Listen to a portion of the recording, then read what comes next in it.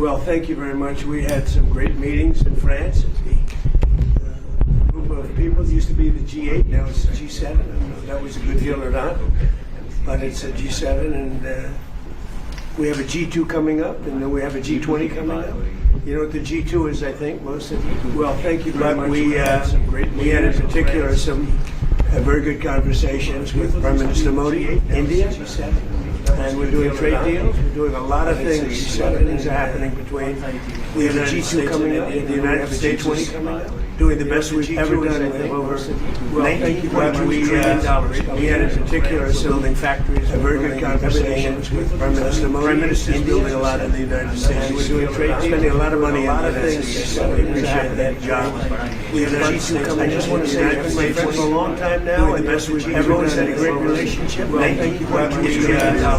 in particular building factories, very good conversations with Prime Minister Modi. Prime Minister is building a lot in the United States. And we're doing trade deals. A lot of money, a lot of things. We appreciate that job. I just want to say, I've been my friend for a long time now. The best we've ever done. Had a great relationship. We had in particular building factories, very good conversations with Prime Minister Modi. Prime Minister is building a lot in the United States. We're doing trade deals. A lot of money, a lot of things. We had that job. I just want to say, I've been my friend for a long time now. The best we've ever done. Had a great relationship. We had in particular building factories, very good conversations with Prime Minister Modi. Prime Minister is building a lot in the United States. We're doing trade deals. A lot of money, a lot of things. We had that job. I just want to say, I've been my friend for a long time now. The best we've ever done. Had a great relationship. We had in particular building factories, very good conversations with Prime Minister Modi. Prime Minister is building a lot in the United States. We're doing trade deals. A lot of money, a lot of things. We had that job. I just want to say, I've been my friend for a long time now. The best we've ever done. Had a great relationship. We had in particular building factories.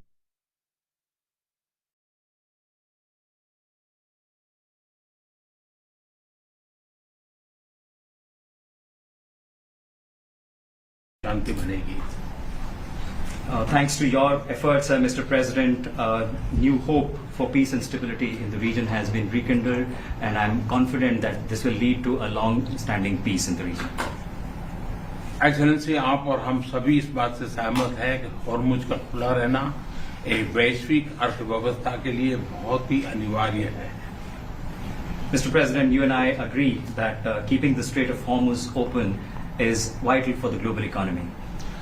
Excellency, हम हमेशा कहते रहे हैं कि freedom of navigation सुनिश्चित होना चाहिए और इस पर हम सब ने मिलकर के बल देना चाहिए। India has consistently emphasized the importance of ensuring freedom of navigation, and we should work together and place a particular emphasis on that. Excellency, आप जानते हैं कि मैरीटाइम ट्रेड की दुनिया में भारत के लाखों सी फेरर्स आज दुनिया के अलग अलग समुद्र में अपनी सेवाएं दे रहे हैं, विश्व की प्रगति में बहुत बड़ा योगदान दे रहे हैं, और मैं समझता हूं कि उनकी सुरक्षा भी उतना ही महत्वपूर्ण है। Mr. President, you are aware across the world, Indian seafarers in hundreds of thousands are working and they're performing their duties across global maritime trade routes, including the Strait of Hormuz, and their safety is of utmost importance to us. Excellency, समझौते के लिए शांति के प्रयासों में आपने भरपूर प्रयास किया है। मुझे पूरा विश्वास है कि समझौते में सीफेरर की सुरक्षा भी सुनिश्चित होगी और उसको प्राथमिकता मिलेगी। Mr. President, you made tremendous efforts towards reaching this understanding and this agreement, and I'm confident that the issue of seafarers will receive the highest priority during the implementation of this agreement. Excellency, मैं फिर एक बार पश्चिम Asia में शांति बहाल कराने के आपके भरसक प्रयासों का मैं पूरी प्रशंसा करता हूं और आपका अभिनंदन करता हूं। Mr. President, once again, I deeply appreciate and I deeply commend your efforts in ensuring the restoration of peace and making efforts towards restoration of peace and stability in West Asia. Thank you very much. Thank you. Thank you. Friends, thank you. Any questions? Mr. President, we just heard the Prime Minister praise your efforts, peace efforts in the Middle Thank East. you. Do you think you can carry the momentum from the Iran deal over to securing an end to वो भी हम पाकिस्तान की Can you tell us about your conversations with President Zelensky here in प्रशंसा की है। Well, I had very good talks with President Zelensky and with President Putin, and we'd like to see that one end.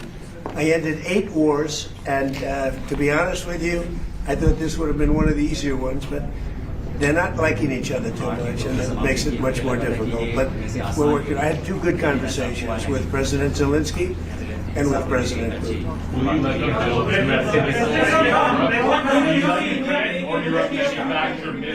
American missiles. They would like to be able to do that. We'll take a look at it. They have asked about it.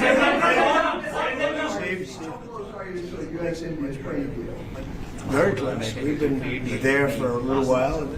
He's a very tough negotiator. He's one of the toughest, actually. So you look at this man. I'll give you a lesson. He's the most beautiful looking man. He looks so nice. He's like an angel. But actually, he's as tough as he's a killer. I don't want to. He's a killer. He's as tough as they come. But he looks so good. So he gets you by surprise. There's few people like this. People say he's such a nice man. I said no, he's very tough. He's a tough trader. And he loves the Indian people, but he also loves the USA. We had Howdy Modi in Houston, remember? And the stadium was full. Namaste Trump. Right, remember Namaste Trump in Ahmedabad.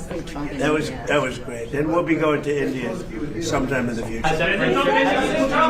President Trump, when will you go to India and how do you see Quad as well? This is a grouping that was started under your first term, and this is a grouping that all the 4 countries are looking forward to. Well, we had a great visit last time in India. We opened up that new stadium, and I think there were 300,000-400,000 people. It seated like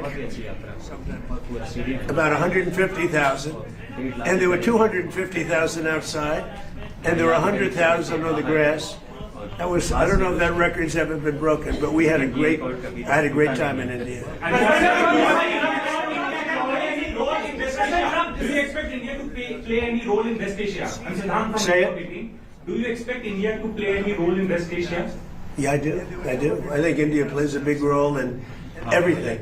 As long as he's the leader, India's going to play a big role. And you said many times that India has a great friend in the United States, in Washington D.C., They in do. White House, till the time you are president. But some of your decisions recently caused trouble, concern in India. How would you like to assure people of India? Well, I said it. As long as I'm president, we have a great. They have a great friend in the White House. I don't know where there might have been a trouble. I don't think so. I can tell you, everyone here, they love India. They have tremendous respect for this man. Tremendous. Sanctions on the import. Right, ma'am. Are there going to be sanctions that are going to be reimposed on Russia now that the focus has once again been shifted to the Ukraine-Russia war? We are looking at that. We're seeing how far the price of oil comes down. It's really tumbling. It's, I guess, 74, 75 right now.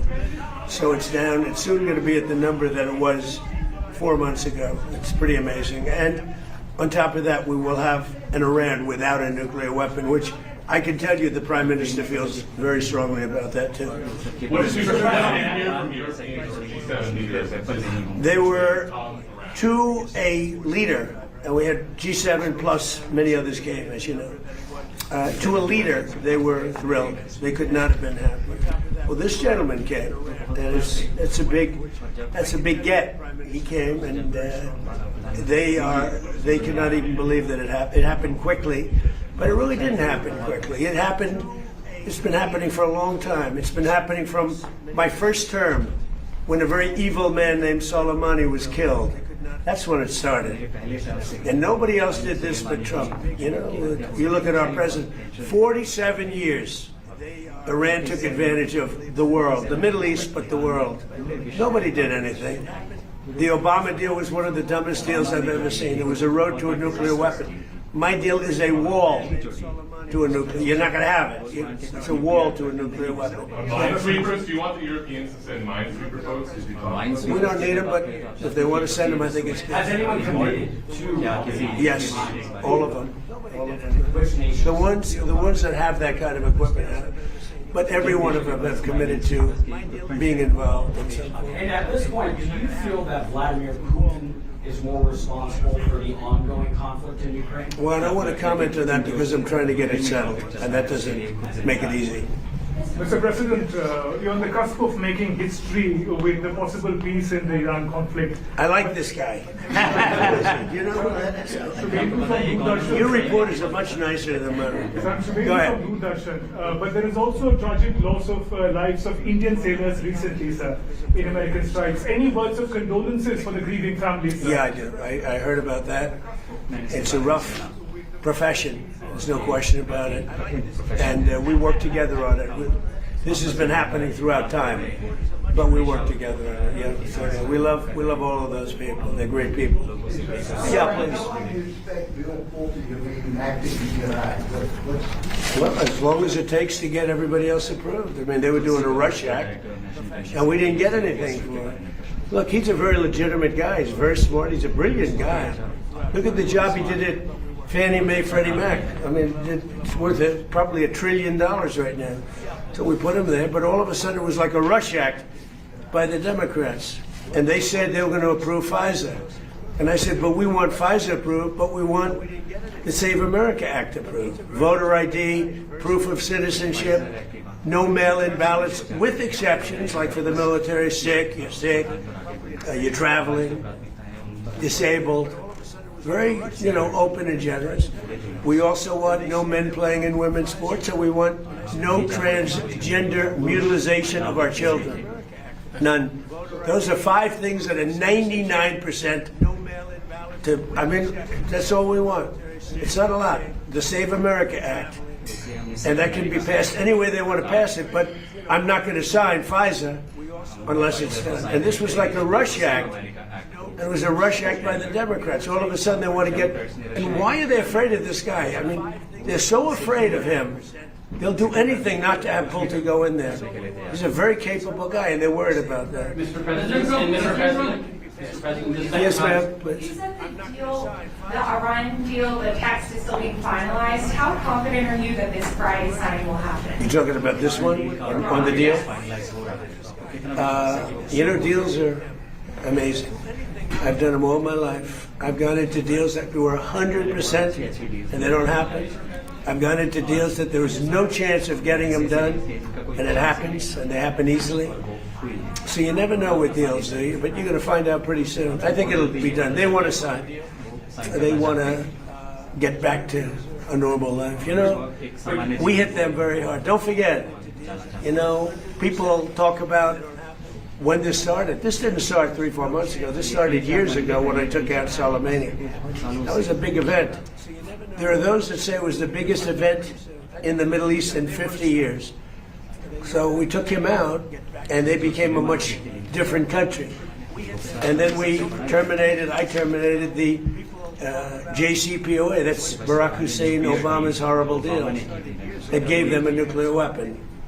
And I terminated it, and I stopped it. And then I stopped it a second time with the B-2 bombers. And these are all major events in the history of the world, in my opinion, because it prevented them from having a nuclear weapon. And now we're going to do it again, and we're going to see how it works out. So this is a memorandum of understanding, but it's a very strong one. This isn't just like a 2-paragraph. This is a long, pretty detailed memorandum that goes into a regular contract. I would think they would do it. If they don't, then that's okay. We'll have to start the process again. And we don't lose. We have the greatest military in the world. We have the greatest blockade. The naval blockade was 100% effective. And again, they have no Navy, they have no Air Force, all bombed down. I don't want to say the leaders, but first level of leader, gone. Second level of leaders, gone. Some of the third level of leaders, gone. And they want to make a deal. They are so ready to make a deal. But you know what? President Trump says the defense relationship between India and the United States. Sorry, I'm speaking. I won't. That's okay. Can you speak to the defense relationship between India and the United States? I think it's a great relationship. I can tell you this, without having a contract, we don't have a contract, you have to write contract. But if they were attacked we would be there to help him. How is that? Is that a good statement? Okay, come here, man. If anybody attacks that man, we're going to be there. Now, if there's a new leader, I'm not sure about it. If there's a new leader, I don't know about that. But if they're attacked and he's the leader, we're going to be there to help. And we have, and I will say this, and everybody says it. I had a great meeting 3 weeks ago with President Xi of China. We have the strongest military in the world by far, and I built it in my first term, and we're using it in my second term, and they gave some of it away stupidly in Afghanistan, as you know, and they spent a lot on Ukraine, $350 billion, but we have the most powerful military in the world. You saw that with Venezuela, which was 48 minutes. And now our relationship with Venezuela is great. We paid for the cost of the war 40 times, taking millions of barrels out. Venezuela's benefiting, we're benefiting, Venezuela's benefiting, and then we go to Iran, and really in the first week, militarily, we defeated Iran. Nobody thought that could be done. Yeah, please. Do you want Israel to halt its military campaign? No, I want Israel to be able to protect himself, but I do want them to use good judgment. Skilled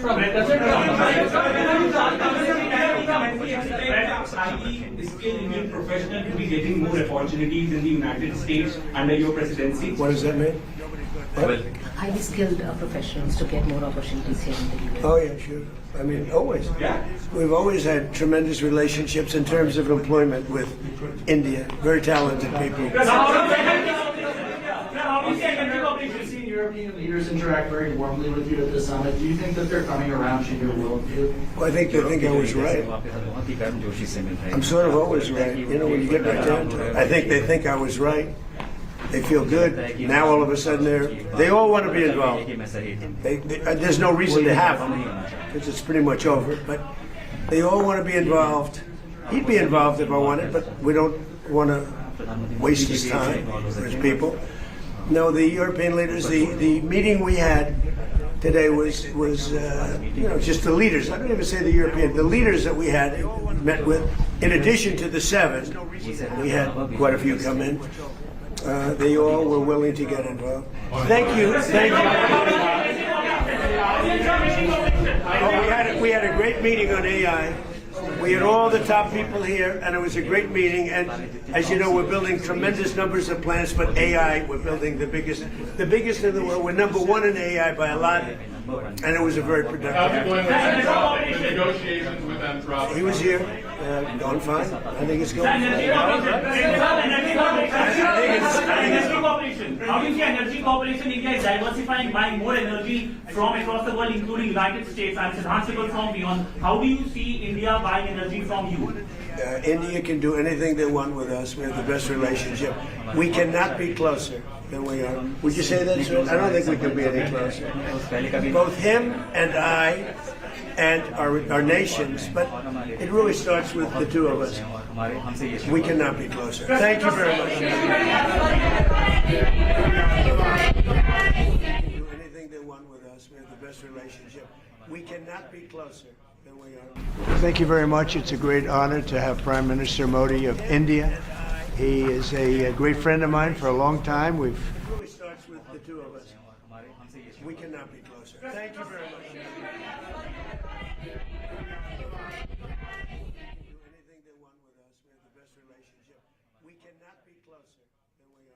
Thank you very much. It's a great honor to have Prime Minister Modi of India.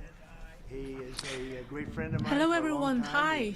Well, welcome back. Well, welcome to Israel Talk. We haven't talked about the Chinese PLA for a while, and today, a shocking piece of news broke. China's Air Force Commander, General Chang Dingqiu, has reportedly died suddenly while in detention. Let me share with you his picture. Here we go. Now, it immediately raised questions. So who exactly was Chang Dingqiu? How did he die? And what does this mean to the PLA and its ambition? At the same time, another name has suddenly returned to the spotlight, and it is General Liu Yazhou, the flamboyant general who was one of PLA's most influential strategists, who has been quietly erased from public view. So why now? Because Liu Yazhou predicted exactly what the PLA fears most. And so when you put these two stories together, the sudden death of a rising commander and the silent disappearance of a PLA visionary, a much bigger picture emerges. That is, let me give you my conclusion. The PLA has a deep morale crisis. So tonight we'll get to the bottom of that. So to those of you who are new to my program, welcome. If you haven't already, please subscribe.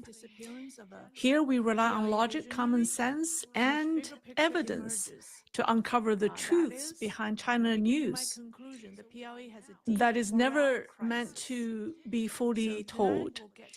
All right, so part one, another general's death. This came on Thursday. A former researcher at the Chinese Academy of Social Sciences and a visiting scholar at Harvard's Fairbank Center, Mr. Liu Junning, posted on X the information he had just received. He said Air Force Commander General Chang Dingqiu suffered a sudden heart attack while under disciplinary retention and questioning, and he died.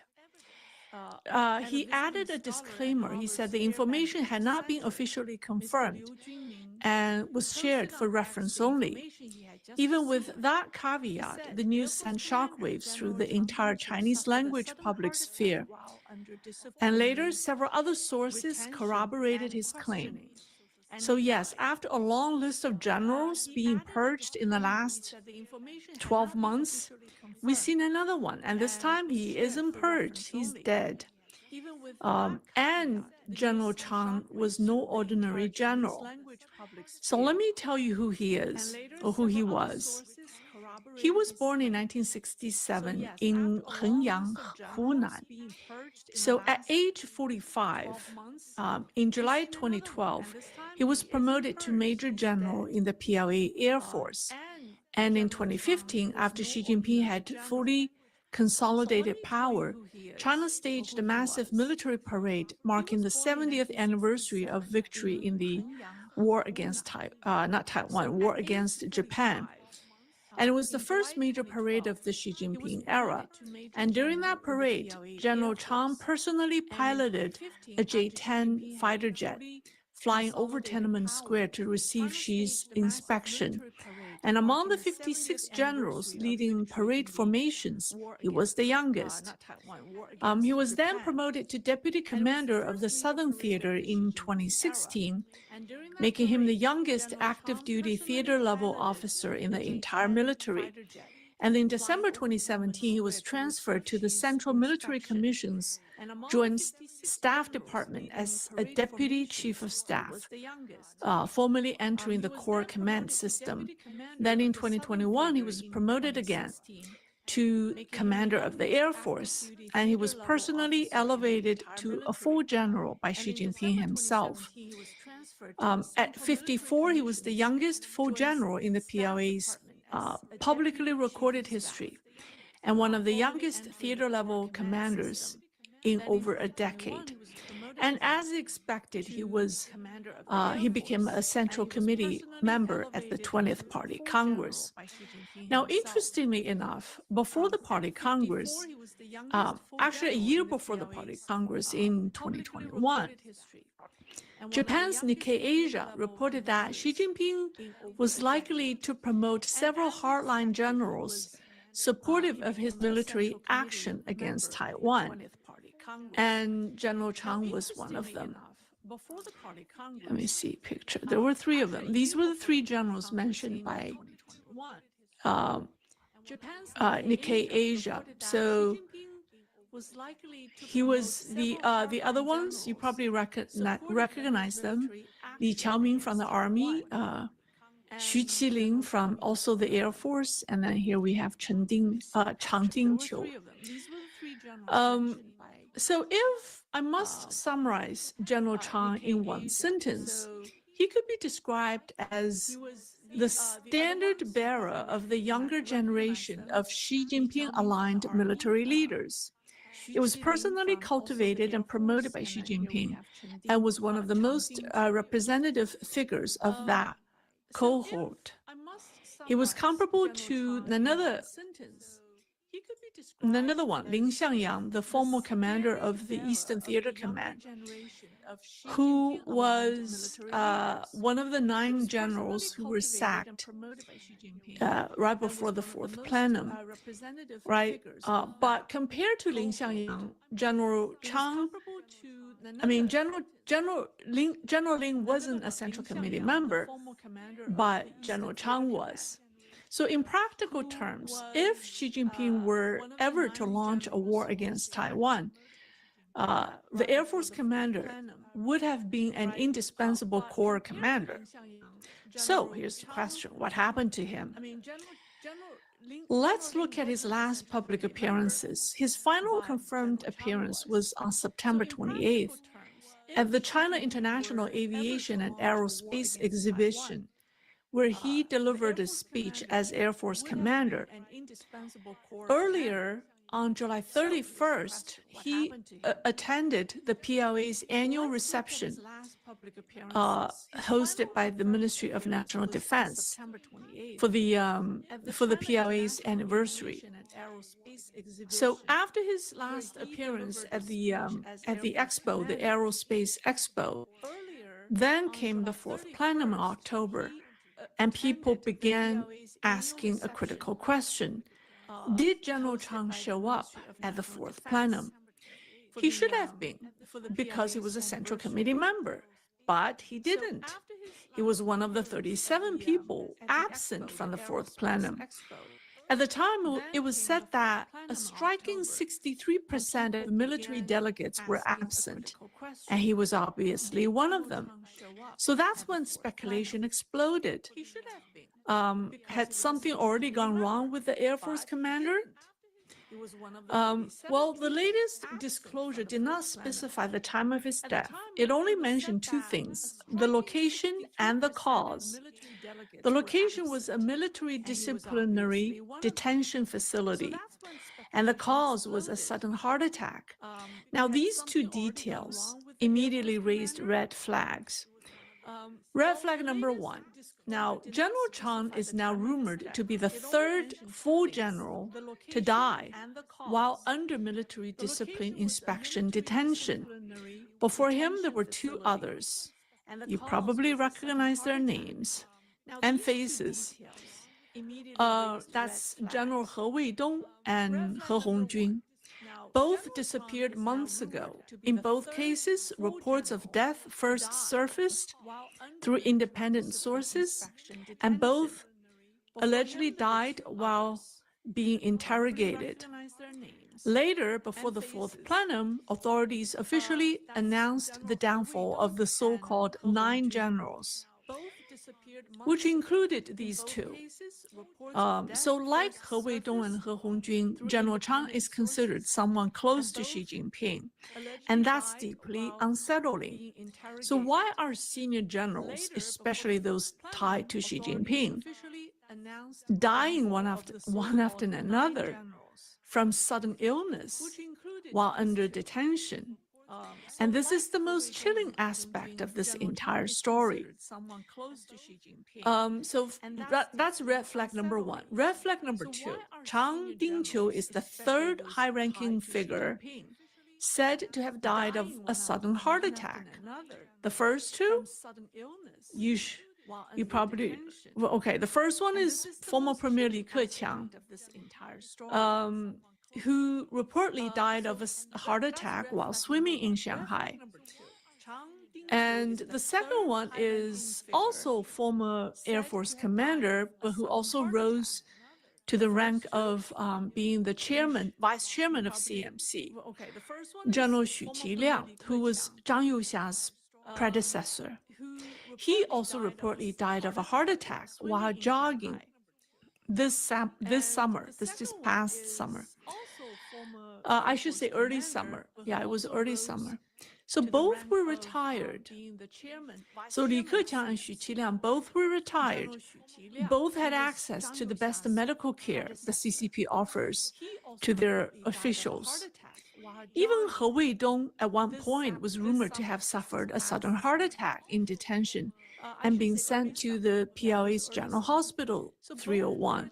So you start to see the pattern. Sudden heart attack. Both had access to the best medical care the CCP it's become almost routine, right? Like an occupational hazard for senior officials. By the way, many people don't believe that Li Keqiang and Xu Qiliang died of heart attacks due to health issues. So I've talked about this many times about Li Keqiang's death. So many people believe that Li Keqiang was killed by a drug-induced heart attack. While General Xu Qiliang, I didn't talk about his death before, but here's what I heard. So rumors suggest that General Xu died instantly when he led a group of PLA servicemen to storm Zhang Youxia's office in an attempt to arrest the active duty vice chairman. It is said that General Zhang pulled out his gun and shot his predecessor on the spot.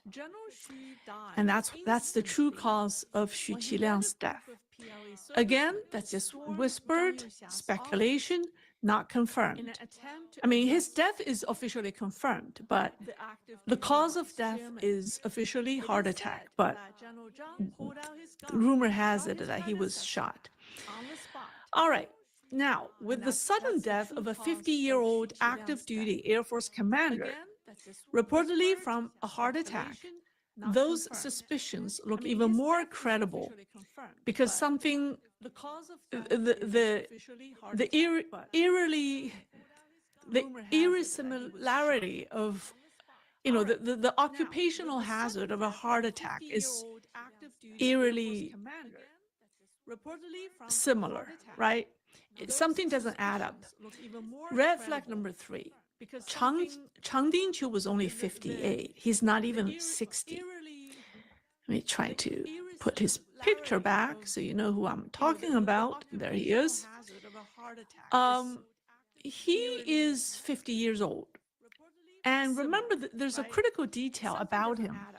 10 years ago, when he personally flew a fighter jet in a national military parade, he was 48 at the time.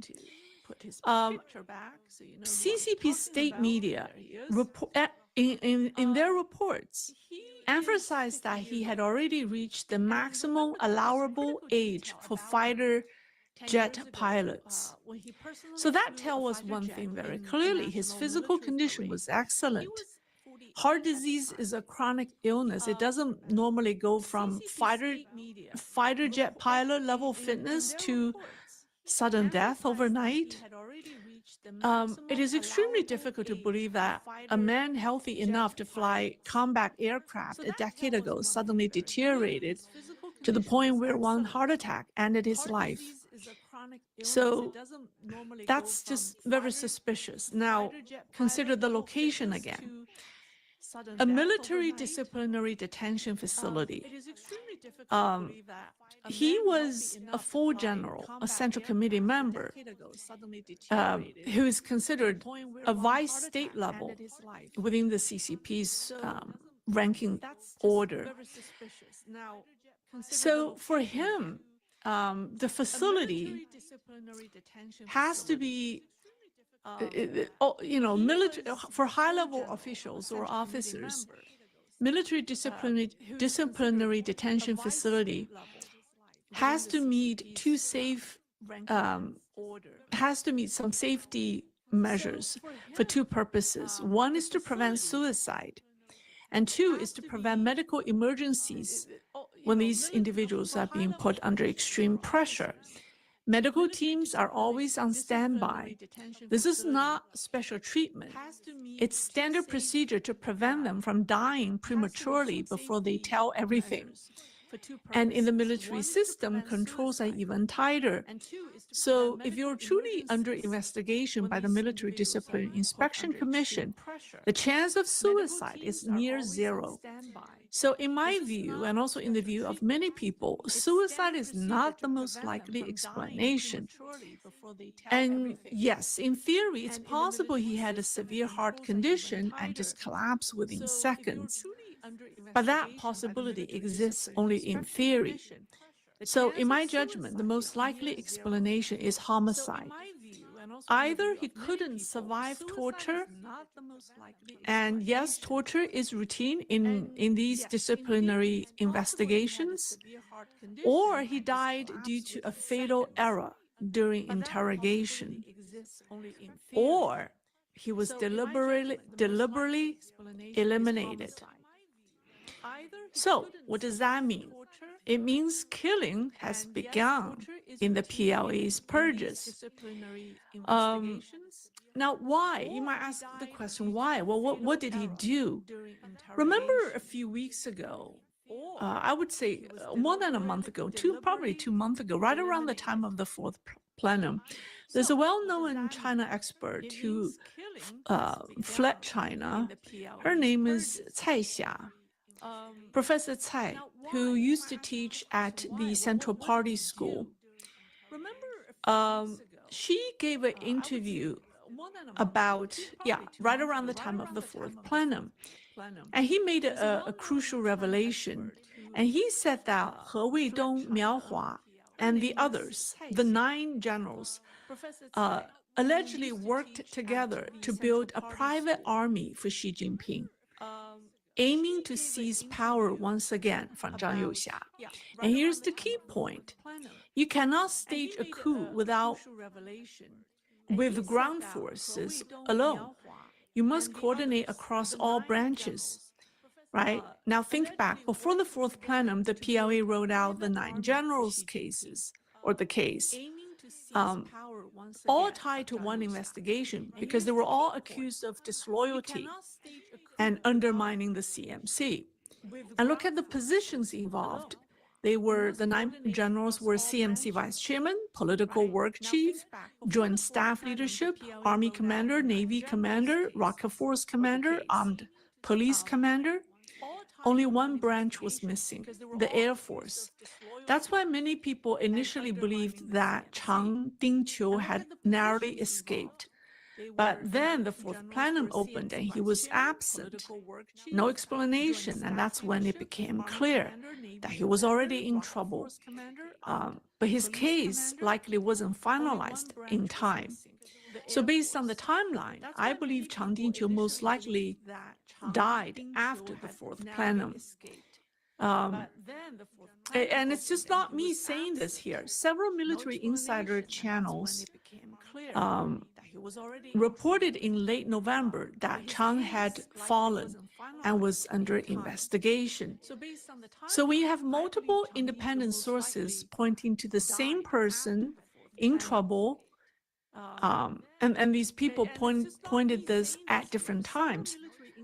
That's not, you cannot dispel it or disregard it as rumor mills. It's more than likely true. Now, here's the most bizarre part. For those people who argue that Xi Jinping is still in power, or it is Xi Jinping himself removing his loyalists in the military, here's the bizarre part. The CCP has taken out at least a dozen generals in the past 12 months. Not a single new full general has been promoted. There has not been any ceremonies. There has not been any replacements. And that is unprecedented. If Xi truly controlled the military, the logic would be simple. He removes old generals, promotes loyalists, fill the vacuum. But a full year has passed. No one is filled, which leads me to my long-held conclusion that is Xi Jinping no longer truly controls the PLA, despite the fact that he is still called the chairman of the CMC. And then that purge has now gone into the Air Force. the last branch that's being affected. So you may still ask, so what was he involved in? What did he do exactly? I think he was tied to the nine general. It was the same issue, disloyalty case, as the other nine generals. Because the missing puzzle piece of the nine generals was always the same, the Air Force. The gap never made sense until now. I think he was part of the same coup involving a private army, power seizure plot, and if such a move were ever attempted, Air Force coordination would be essential, if you think about it. Without the Air Force, the Xi Jinping's faction has no chance of succeeding. So now with this general, the Air Force commander's rumored death, I mean, he's definitely being investigated. I think that's certain. His death is more than likely certain, although it's not officially confirmed. So now the internal power struggle has crossed into lethal territory. Xu Qiliang, if you think about it, Xu Qiliang and Chang Dingqiu were both said to have died of heart attacks. Both were former and the current commander of the Air Force, right? And then the other pair, He Weidong and He Hongjun, also rumored to have died. They came from the army. So if you think about it, of the four generals who are well, actually, the four generals who are either dead or rumored to have died, of them, one is retired. The retired one, his death is confirmed. The other three are active duty generals, and their deaths are just rumored. They have not been formally acknowledged. So what does that say about PLA's morale at the moment? You can imagine. There are other speculations about what actually happened with General Chang's death, but I think it really borders on the line of rumor mills. I will explain that during Q&A. As far as my presentation, this is more, I think, factual, right? I don't want to go into territories that are too far-fetched. So now let's get into the second half, which is important to understand when we talk about PLA's morale. So we've seen generals have been falling one after another in the past 2 years. And depending on who you are affiliated with politically, everyone in the PLA is forced to pick a side. And it's said that resentment among lower-ranking officers is boiling over. Morale is unstable, and some people warn that if a war were to break out, a mutiny is no longer unthinkable. So against this backdrop, the sudden death of General Chang Dingqiu shocked many. But this week, another name resurfaced, one that goes even deeper. So now let's talk about General Liu Yazhou. I have talked about him many times, but I think I'll go deeper to explain his impact or the impact of his downfall to the PLA. All right. So let me say this. He was. When was he first rumored to be removed? 2021. Right? Yeah, 2021. Okay.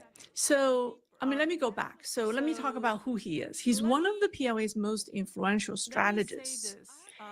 And he married into the revolutionary elite and was the son-in-law of former PRC president Li Xiannian. So under the protection of party elders networks, he rose quickly. He became an Air Force Major General in 1996, a Lieutenant General in 2003, and a full general in 2012. And by the way, he studied English in college. So he has a natural interest in anything Western.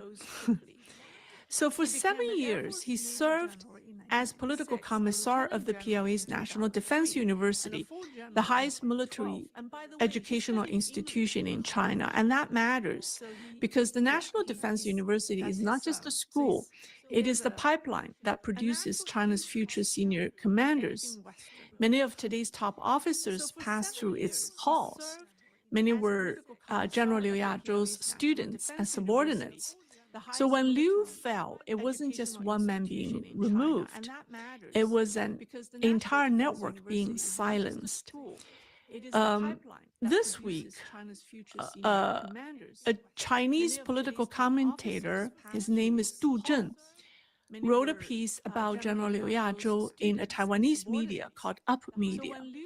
So here's what he said. Now, in 2017, before the age of 65, Liu was forced into early retirement. Unlike normal practice, he was not given an honorary position in the National People's Congress or the CPPCC. And then at the end of 2021, reports emerged that Liu was under investigation for corruption. However, Hong Kong media outlet called Mingbao reported that his wife was safe and unaffected. And then in March 2024, information surfaced that General Liu had been sentenced to life imprisonment. It was shocking. It was like a bombshell at the time. However, to this day, there has been no official announcement. It's been more than 18 months. There has been no official announcement about his sentencing. He was not expelled from the party. He was not stripped of military status. That alone makes his case one of the most bizarre major cases in the PLA history. Why was General Liu perceived to be so dangerous? Because he challenged Xi Jinping on Taiwan. He openly argued that Xi Jinping lacked the ability to command a Taiwan war. He said bluntly that Xi Jinping does not possess the qualities of a supreme commander. And long before Xi Jinping came to power, Liu had already laid out his thinking on the war in the Taiwan Strait. He wrote an essay around 2001. That's almost like 25 years ago. And it's called A Review of the Battle of Kinmen Island. He analyzed the PLA's failed 1949 assault on Kinmen and dissected the causes of defeat and emphasized one lesson above all. That is, never fight an unprepared war. That's his argument. And now, even after censorship and editing, his essay circulated widely within the PLA.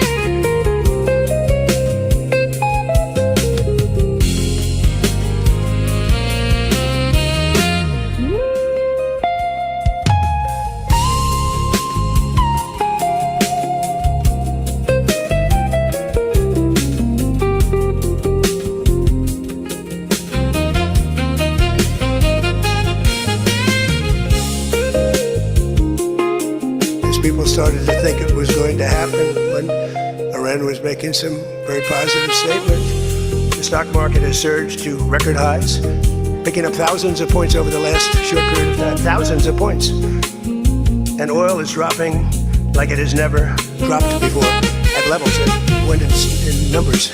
Down $7, down $8. We've never seen anything like that. But if we didn't do this deal, we could have dropped more bombs for another 3 weeks, 2 weeks, 4 weeks, 2 years. You would never have the Hormuz Strait open. You would never have success. Your market would have, instead of going up at levels that nobody's ever seen before, would go down at levels that nobody ever saw before, maybe except for 1929 or whatever. And you know, all the tough guys don't realize that this wasn't a 3-month deal. This was years in the making. You know why? Because I was the one that killed General Soleimani. And if I didn't kill General Soleimani, we probably wouldn't be talking right now about this deal, because he was a mad genius. They never were able to replace him. But a lot of people forget that. The tough guys, you know, the tough guys that would drive the country right down the tubes. The past 2 days have provided a chance to discuss the details of this historic agreement with many of our closest friends and allies, including the G7 nations and many presidents and prime ministers, as you saw. Prime Minister Modi was here. We had a long talk. He's a great guy. They are thrilled that we made a deal. Every one of them. There's not one nation that came to us and said, please, sir, keep dropping bombs on them. Please keep dropping bombs. The stupid people say that. But I'm thrilled to report, and by the way, those last 2 days were brutal. $200 million worth of bombs. And, you know, it is expensive too, by the way, aside from everything else. And they knew I was coming for a third night. We informed them we're coming for a third night. They didn't have their Navy, it sunk. They didn't have their Air Force, it's gone, not one plane. They didn't have anti-aircraft equipment, so we got free reign. They didn't have their leaders. But they have a new group of leaders that I think is, actually I think they're smarter. I think they're very smart. I think they're far less radicalized. And I think they're really good. They love their country. You know, you talk about regime change, nobody will say that, but I guess it's, look, you know, one set of leaders is all gone. The second set of leaders is all gone. The third set of leaders a little bit gone, but for the most part, and frankly, I think it's regime change. I think they're going to behave much differently. I think they see a different way of life that they were never exposed to. So the one thing I didn't want to see is I didn't want to see economic catastrophe. If you kept this going, it could have happened. But all I know is every time we talked about the possibility of peace, the stock market shot up like a rocket ship. It never went down. They didn't like it, the people. You know, the stock market is more brilliant than anybody there is, including the people on the stage, other than me, of course. Let's see. I don't know. What do you think, Scott? Is the stock market more brilliant than you? Oh, that's a terrible statement. All right. The stock market is quite brilliant. And every time we said something amazing, like we're going to settle, it would go up. And every time we said something negative, like, guess what? We're not going to be able to settle, it would go down very big, Peter. Very, very big. Tells you something. And you know, I've studied presidents, some good, some bad, some great. Not too many are great. And some really bad. We had one just recently. And the one president I did not want to be was the late, great Herbert Hoover. I didn't want that. And who knows what would have happened. But bad things happen. So the past 2 days have provided a chance to discuss the details of the deal with the closest friends and allies, the heads of countries. They were all here, a lot of them. Far more than the 7, as you know, a lot of them. And they put out a statement. I think President Macron, who did a great job, by the way, him and Bridget, they did a great job, but they all put out statements saying they love this deal because they want to see it over.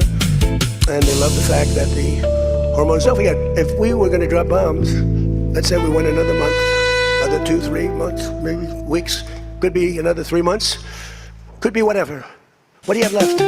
Maybe nothing, but you don't have, the strait will never be open because people that own billion-dollar ships, these ships cost $1 billion, they don't like sailing ships or having their ships participate when you go up the coast and you go through the strait and there are rockets flying over your head. They want to protect their $1 billion investment. You wouldn't have oil for maybe years. These are stupid people. Nobody was tougher than me. Nobody hit Soleimani. You know, when I hit Soleimani, people thought that was the biggest thing to happen in the Middle East for 50 years. That was the biggest event. He was the boss of Iran and respected, but he was a mad genius. He was a genius, the father of the roadside bomb. When you see young men, and in some cases women, mostly men, walking around without legs, without arms, with a face that's been blown to smithereens, it's Soleimani, 95%, 96.2 they say or something, 95%. That was Soleimani did it. Happened to come from Iran, and I blew him up. You remember that? I blew him up in the Valley of Death. He got off his plane and we followed him.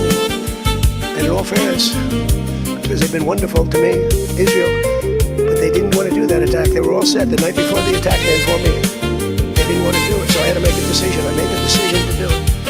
But it was a joint venture, as we say in the real estate business. It was a joint venture between Israel and us. We studied it for a month. We knew what plane he was going to be on almost a month before. He only traveled on commercial airliners, big ones with lots of people, because he knew we wouldn't shoot him down. He's very smart.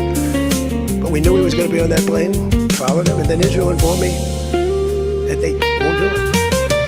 And I had to make a decision. I had some very good generals, and not the ones you see on television, very good. And I want to thank also Pete Hegseth and General Raisin Kane, who's phenomenal. Okay, these guys are phenomenal. They can't be better. But I had some good generals, and I said to them, well, if Israel's not going to do it, we're all prepared. Can we do it? Do you like doing it or not? I said, sure. If we want to do it, we can do it. How well? We'll do it just as well or better. Do it ourselves. We don't need anybody. So we took out Soleimani. One of the biggest events to happen in the Middle East, maybe ever, but they say 50 years, they say 100 years. I was with the Prime Minister of Pakistan. He said it's maybe the biggest event that has ever taken place. He said nobody could believe it. So that's when it started. It didn't start like 3 or 4 or 5 weeks ago. And Obama wouldn't do it. What Obama did was he did the JCPOA. He loaded up a plane with $1,700,000,000 in green cash from banks all over Washington, Maryland, and Virginia. They were stripped of all their cash. They had no cash to do payrolls. It all went into a Boeing 757, a wonderful plane, and they flew it to Iran. And they gave it out to people. They bribed people. They thought they were going to get it done. Then they gave billions and billions of dollars after that. And they got a deal that was a road to a nuclear weapon. I get so angry, I guess. I'm allowed to get angry. When I watch the Democrats, they talk about it all the time. We had this deal done. You had a deal that was going to give them legally a nuclear weapon. And if that happened, Israel would have been blown away. And in all fairness to Bibi Netanyahu, who happens to be a good man, gets a little excited sometimes. But he happens to be a very good man. We've had an amazing partnership. He's been an amazing prime minister. We have a little dispute over in Lebanon. I say, you can do a little softer touch, Bibi. You don't have to knock down a building every time somebody walks into it that's from Hezbollah. But it's been an amazing partnership. But he will say, we're the big partner. He's the very small partner. That's true. So he came to the country and he begged Barack Hussein Obama, the president, not to do the JCPOA. He said it could be the end of Israel, and it would have been if I didn't come along. And Obama didn't listen to him. Bibi actually went to Congress and pleaded with them, and he got nowhere. And they had this horrible deal. It was horrible for Israel, horrible for Israel. And that's where it stood. And then I came along and I terminated that deal. Had very little time left. You know, it was a short-term deal. You know, with countries, you need hundreds of years. You don't need 8 years and 9 years. This isn't like you're signing a lease on a candy store at the corner. You need hundreds of years. This was a short-term lease. It expired long ago. Had I let it run, I'd expect you wouldn't have been around. A lot of people wouldn't have been around. But Israel would have been terminated. I think the whole Middle East would have been terminated. You saw that when everybody was shocked that all these missiles, they were aimed at these different places. Qatar, Saudi Arabia, UAE, think of it, Bahrain, Kuwait. They got hit. Nobody thought that was, even I didn't think it was going to happen. They didn't think it was going to happen. They were going to take out the entire Middle East, including Israel. And if they had a nuclear weapon, they would have used it within moments after getting it. So I made it very tough for them when I terminated the Barack Hussein Obama catastrophe. JCPOA, one of the worst deals. NAFTA might have been worse, but that was worse economically. This deal was really dangerous what he did. He gave them everything, including a lot of money, which we don't give them, by the way, just in case you have any questions. We'll be giving this out so you can read it, you can see. And it's a memorandum of understanding. If it doesn't get done in 60 days, it's all right. We go back to bombing. Yeah, I don't want to do that because it's so good. But we might have to because we're never going to let them have a nuclear weapon. But they've agreed not to, and you'll see that very clearly in the agreement. But then the second phase of that was they were building, or they were enriching material, as we say. I call it nuclear dust. Enriching material under granite mountain. Granite being, for those not in the construction business, granite being a very strong, the strongest stone. It's not as pretty as marble, but it's much more, it's much stronger. It's a lot stronger. Like the new granite I put on the stairs of the White House going to the Oval Office, the black granite. It's rated 1 million years plus. No marble's rated that. Marble's rated 100 years. It's outside. So these are granite mountains. And the B-2s came along and they hit those air shafts in the dark at 1 o'clock in the morning with no moon. They had a beam going right up there. Those guys did a job, and then they were criticized by certain members of the press, like CNN, for possibly not doing that much damage. And it turned out that the damage was far greater. Those mountains collapsed right on top of everything. Nobody's going to get that for a long time unless we want to get it. We'll get it.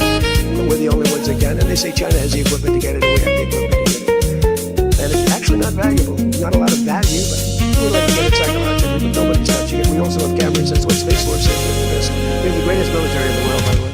But I'm proud of Space Force because I started it. We have Space Force cameras on every single door, well, there are no doors, they've been pretty well shattered, but every area that if somebody walks in and he's got a badge with his name on it, like Mohammed something, which is about a 50-50 guess, Mohammed something, they can tell the name, they can give you a serial number, we can see things you wouldn't believe, the quality of the stuff that we have. That's why we've been so successful. That's why our blockade will go down in the annals of history as being unbelievable. Nobody's ever seen a blockade like that. It's like a steel wall. So what happened is we then terminated that, call it the nuclear dust, and that was the end of that. But if we didn't hit that with the B-2 bombers, or if it wasn't successful, they would have had a nuclear weapon, a nuclear bomb at a very high level, not the highest, but it would have been a very high level. We have much bigger, but we hope that we're never going to have to use it. We have the most. Russia has second. China is very far behind, but going to catch up, unfortunately. You know, they're catching up. But we have the most. We have the most powerful. But we also have the most. But Russia's not far behind. And then you have China in third place, but they'll, within 5 years, they'll be probably even. And we ought to make a denuclearization deal. It'd be so great. We don't need all of that. We don't need to be able to blow up the whole world 300 times over. So, really, we could do a denuclear. And one of those two is very willing to do it, I will tell you. The other one is less willing to do it. We need all. So the deal we reached with Iran on Sunday will be signed shortly, tomorrow, maybe the next thing. Subject to deals. My whole life is all about deals. That's all I ever did is make deals. Crazy things happen with deals. I've gone into deals where it's a guarantee. No way it can not be signed, and it doesn't be signed. And I've gone into deals that you have no chance of taking, and they go like nothing. So, but we're going to most likely sign a deal. They want to sign a deal, and they've been acting very appropriately. They took the big 2 hits last week. Those are 2 very big hits. So, importantly, Iran has agreed that they will neither produce nor procure a nuclear weapon. Neither produce.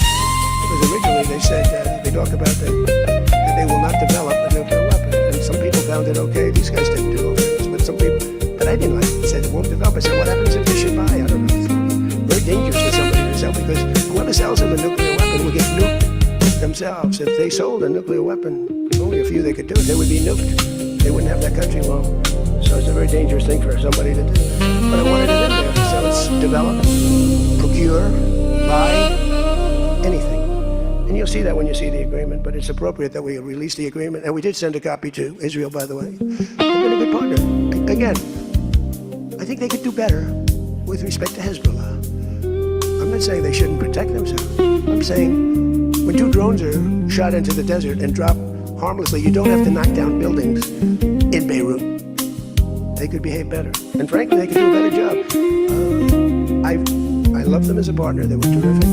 They could do a much better job with Hezbollah. On that, I don't think they're doing well. And I feel very bad for Lebanon. Lebanon's been, it was a great culture. They had the professors, the doctors, the lawyers. It was an incredible culture, maybe the highest in the Middle East for years and years, centuries. And for the last 50, 60 years, they have been just trashed. They have been living in hell.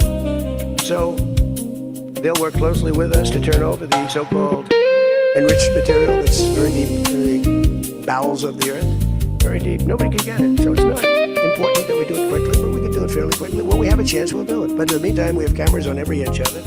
Nobody can do it. And if they do, we'll hit them with Patriots. That's all. And they'll be gone. And they know that. Technical discussions on the removal of all stockpiles of enriched materials will begin immediately. We're going to start that immediately. And unlike Barack Hussein Obama, who sent Iran pallets of cash and any relief they receive under this deal, they'll have to get based on merit. And it won't be from us. We don't have to give it. But some people may want to invest. Like, what are you going to do? Say you can never, ever invest in a country? I mean, it's pretty dumb. I don't mind being dumb, but it's pretty crazy. You can invest in a country. You can invest in any country you want, but you can't invest there. Well, they need investment because we did $1.5 trillion, maybe $2 trillion worth of damage. So somebody's going to have to help them. There's no guarantee about helping them out. It could be their neighbors will help them out. It's a lot of money. Almost nobody has that kind of money. That's the kind of damage that was done. But we're not investing. It's a fake story. It's a fake news story. A man, a person, a good person, JD made a statement. It was a perfect statement. And they reported it in a very strange way. That's good. That's why it's fake news, I guess. So we don't give them money. We don't give them any of that. And what happens is with time, if they behave, if they be a citizen of the world, a reasonable citizen of the world. And I think this group, again, I didn't do this for regime change, but I think this group is regime change. The first group is dead. First thing in the morning, having breakfast, the whole group, they'd never be caught. Because we never bombed during breakfast, but we bombed. And they were all 88 people. And I'm not proud of it at all. The second group came in and they were very unreasonable too. And they were all gone. And then the third group we've been dealing with. A couple left this planet, but we've been dealing with them. And again, they've been fine. I mean, I've had a lot easier. I've had some easier ones. They're tough, they're smart. Maritime traffic through the Strait of Hormuz has already increased very substantially, and the normal flow of energy will resume in the coming days, and trillions of dollars will be made by the world, and the stock market will, I believe, continue to grow. The only difference is that a player that's very volatile, very tough, very smart, frankly, they have, in one way, a primitive culture, but it's also a genius primitive culture. They're very smart people, very good negotiators, but so are we. So rather than possibly going into a depression, rather than having your favorite president be Herbert Hoover, I was always the one I didn't want to be.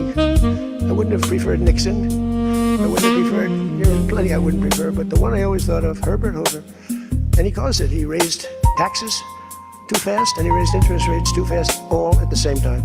And of course, the Great Depression. So I don't think I'll make mistakes like that. I lower taxes, I don't raise taxes. In fact, we just gave you the largest tax decrease, largest tax cut in the history of our country. So we'll be working on a parallel effort with the Gulf nations to address non-nuclear issues such as the conventional ballistic missiles, which we'll be talking about, and support. I mean, they have to have some because other people have some. You got to have some. Somebody said you shouldn't give them one. They have guys.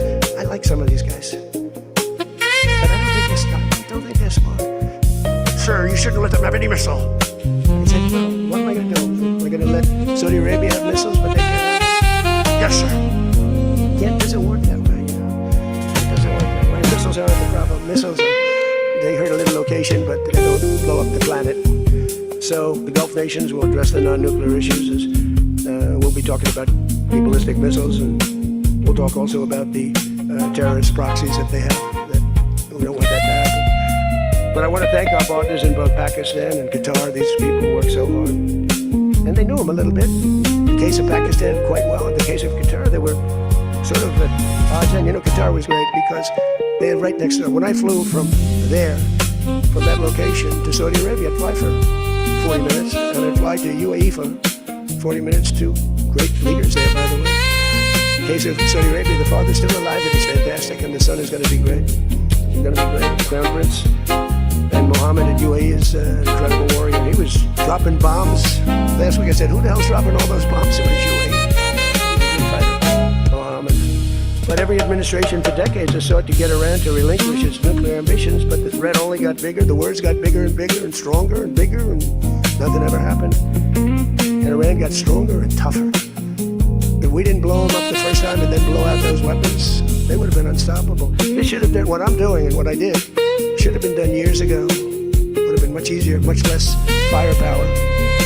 But it wasn't. And again, I want to thank all those countries. And I want to thank Israel and Bibi Netanyahu. So obviously the breakthrough would not have been possible without the unprecedented pressure the United States put on the regime over the past year and a half. But again, it started a long time ago. It started with the death of Soleimani. That was a big deal. No president in history has ever been tougher on Iran than I have, and they know that. And by the way, if they don't honor the agreement, some things aren't even mentioned in the agreement, it's a memorandum of understanding, but we have an understanding of certain things without writing it. And if they don't honor that, we'll probably go back to bombing them until they honor it. It's amazing what bombs can do. So I say it, the Obama deal was a road to a nuclear weapon, and let's call it the Trump deal, was a wall for a nuclear weapon that the nuclear weapon could not get through. Nobody's going to get through it. We built a wall, they weren't going to have it, and that's what we have right now. And it says very clearly, the most important clause to me too, number one, the Strait opens, but that's much less important than the other clause. Clause number whatever, 5, 8, is a very strong statement that they will never have a nuclear weapon. And it doesn't say they'll have one in 5 years, or 10 years, or 20 years. With Obama, they were able to enrich very quickly. This agreement now provides Iran with a historic opportunity. If they follow the path of cooperation, will have opened for them, their country will have a chance to survive. Now think of it, they have 91 million people. People want me to bomb the bridges. What did I bomb? I already did, because, they went back on one of their provinces and they bombed their biggest bridge. The equivalent of that was the George Washington Bridge of Iran. We bombed that bridge, you saw that. One quick strike by an F-22, the most beautiful fighter jet ever made, by the way. In fact, we're ordering some more of them. We're bringing it out because it's so effective. It's incredible. It's incredible work. We have the greatest military in the world. Those B-2 bombers are unbelievable. Who would have thought they could handle? Each had two because the flight was so long, but they handled 3 of the biggest, heaviest bombs, hundreds of thousands of pounds, and they handle them like they're nothing. It's amazing. And also, they're undetectable. They flew into Iran, totally, think of it, totally undetected. Now, Iran's waiting for them. They're waiting for them. They never saw them. 1 o'clock in the morning, they never saw them. They're stealth. We just ordered 22 more. The newer, upgraded version. But as I expressed to the world leaders here this week, it's my hope that the peace agreement will be the beginning of a much larger deal all across the Middle East. We're very close. Look at the job we've done in Gaza. Look at Hamas. Hamas has been very silent. You haven't read anything about them. We're trying to get them unarmed. They grew up with a machine gun in their hand. I think they actually, when they were born, they came out with a machine gun in their hands.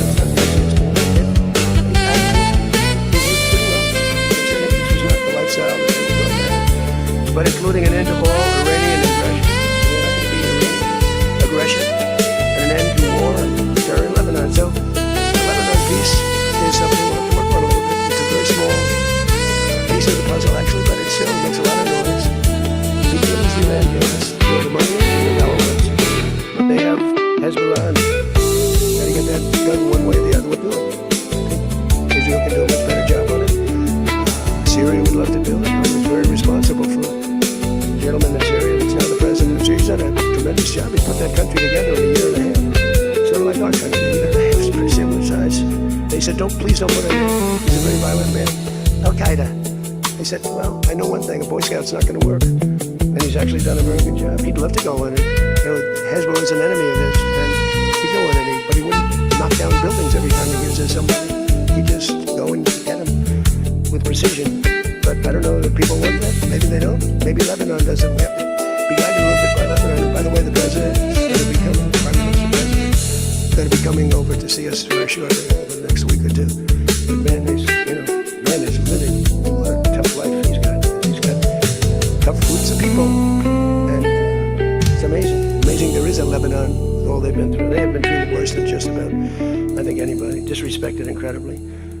So the expansion of the Abraham Accords is the other thing that we hope we're going to get. And I think Saudi Arabia, if they lead the way, they'd be doing themselves a big favor, because everybody that's in it, UAE went in right from the beginning. Again, he's a warrior.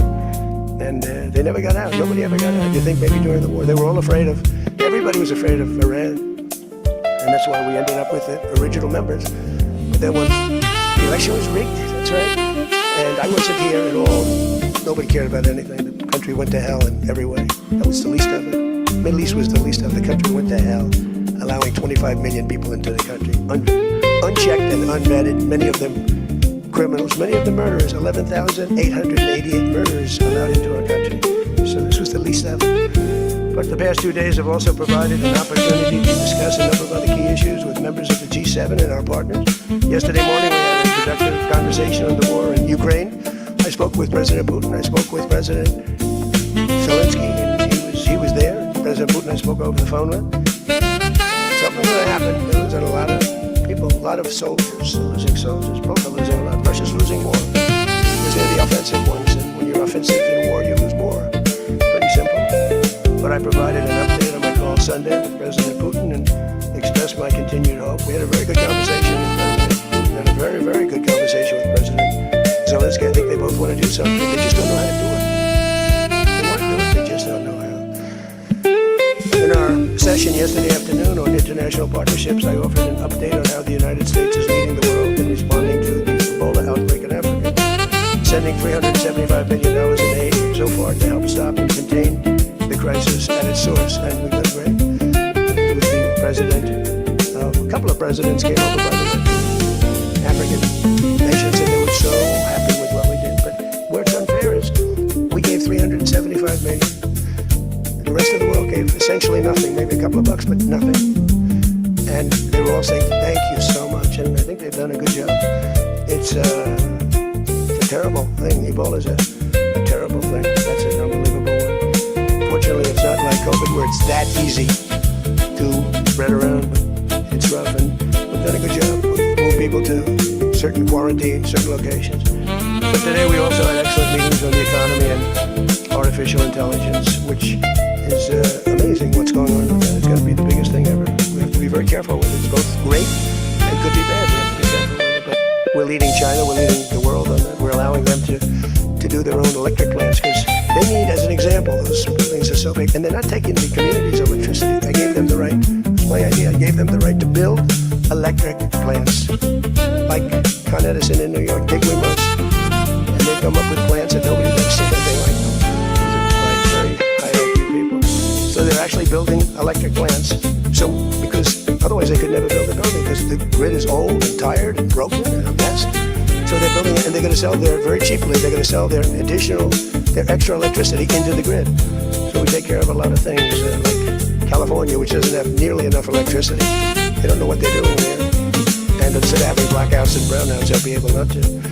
We found a great deal of unity here at the G7, and we signed a declaration on illegal immigration, the first time ever for a G7 statement. They did a beautiful statement. We signed other agreements to step up and to really coordinate and spend a lot of time coordinating drug trafficking and stopping of drug trafficking, which is crazy. It comes through Mexico, comes through the southern border, the little that comes through.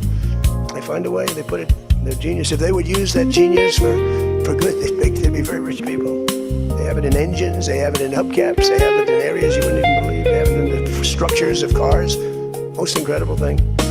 But we've done a great job on it. We have drugs coming through the border are down 61%. Drugs coming through water, the sea, ocean, sea, Gulf, down 97.2%. That's the ones that get hit.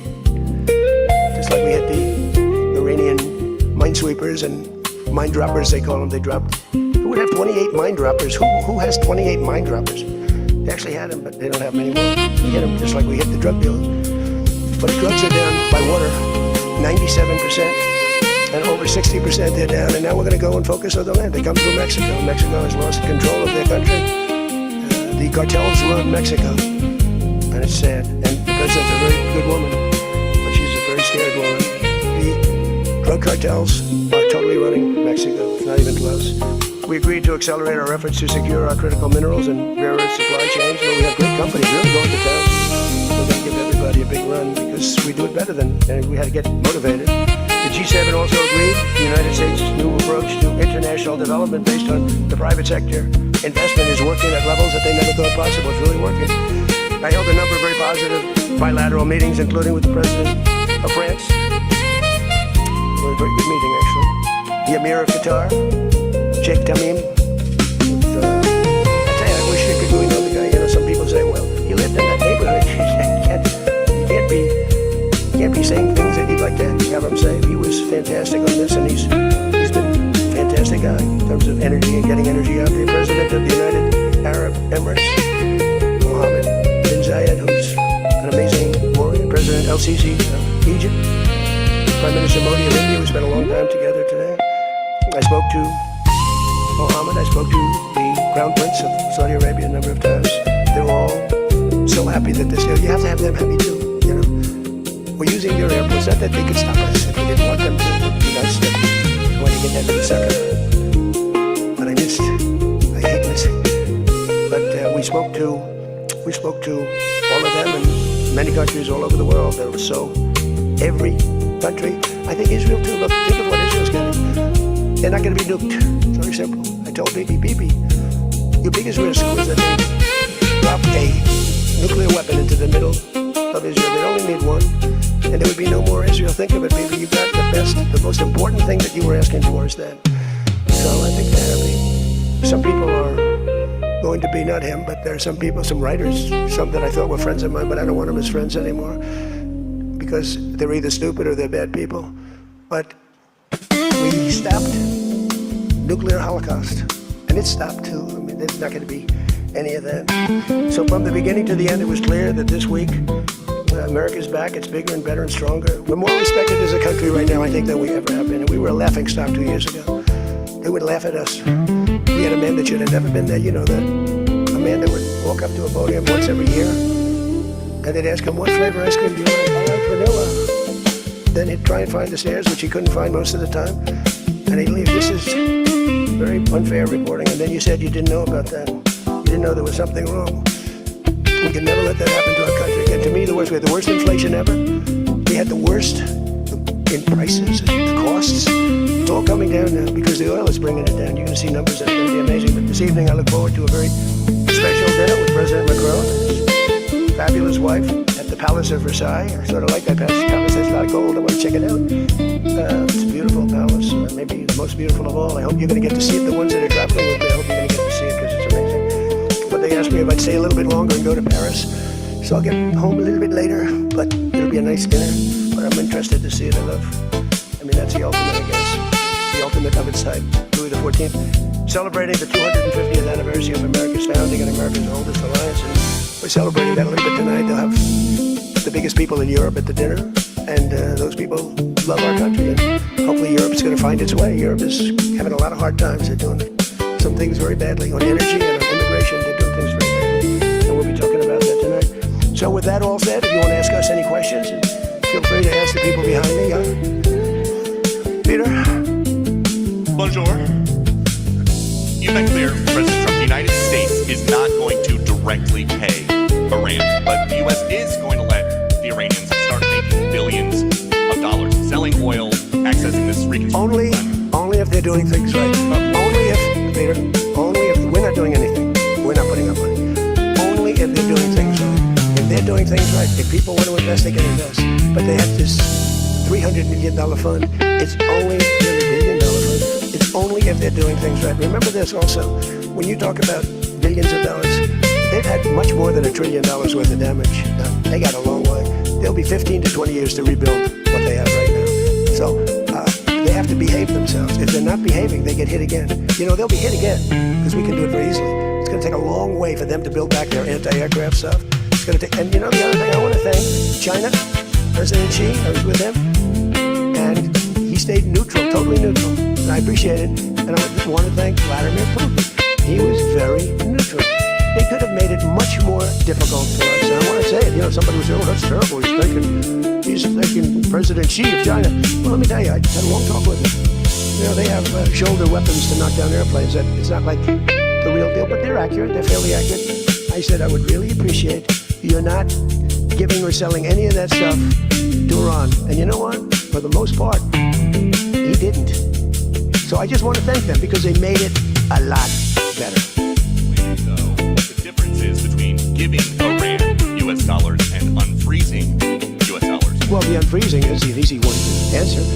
We have taken a lot of their money, and we have their money. We have taken their money. It's not our money. It's their money, and we froze it. At a certain point in time, I guess we're going to have to give it back. You know, if we didn't give it back, nobody would ever invest in the dollar again. If you took their money, because I thought about it, you know, I'm not the most perfect person. I said to Scott, why don't we keep their money? What the hell are we giving it back to them? But you know, people from lots of nations, some nations we don't agree with, they have their money. The dollar's become very strong under me. And they don't want to have a little conflict with somebody and end up having the United States just take their money. So if you do that, you really don't have a system.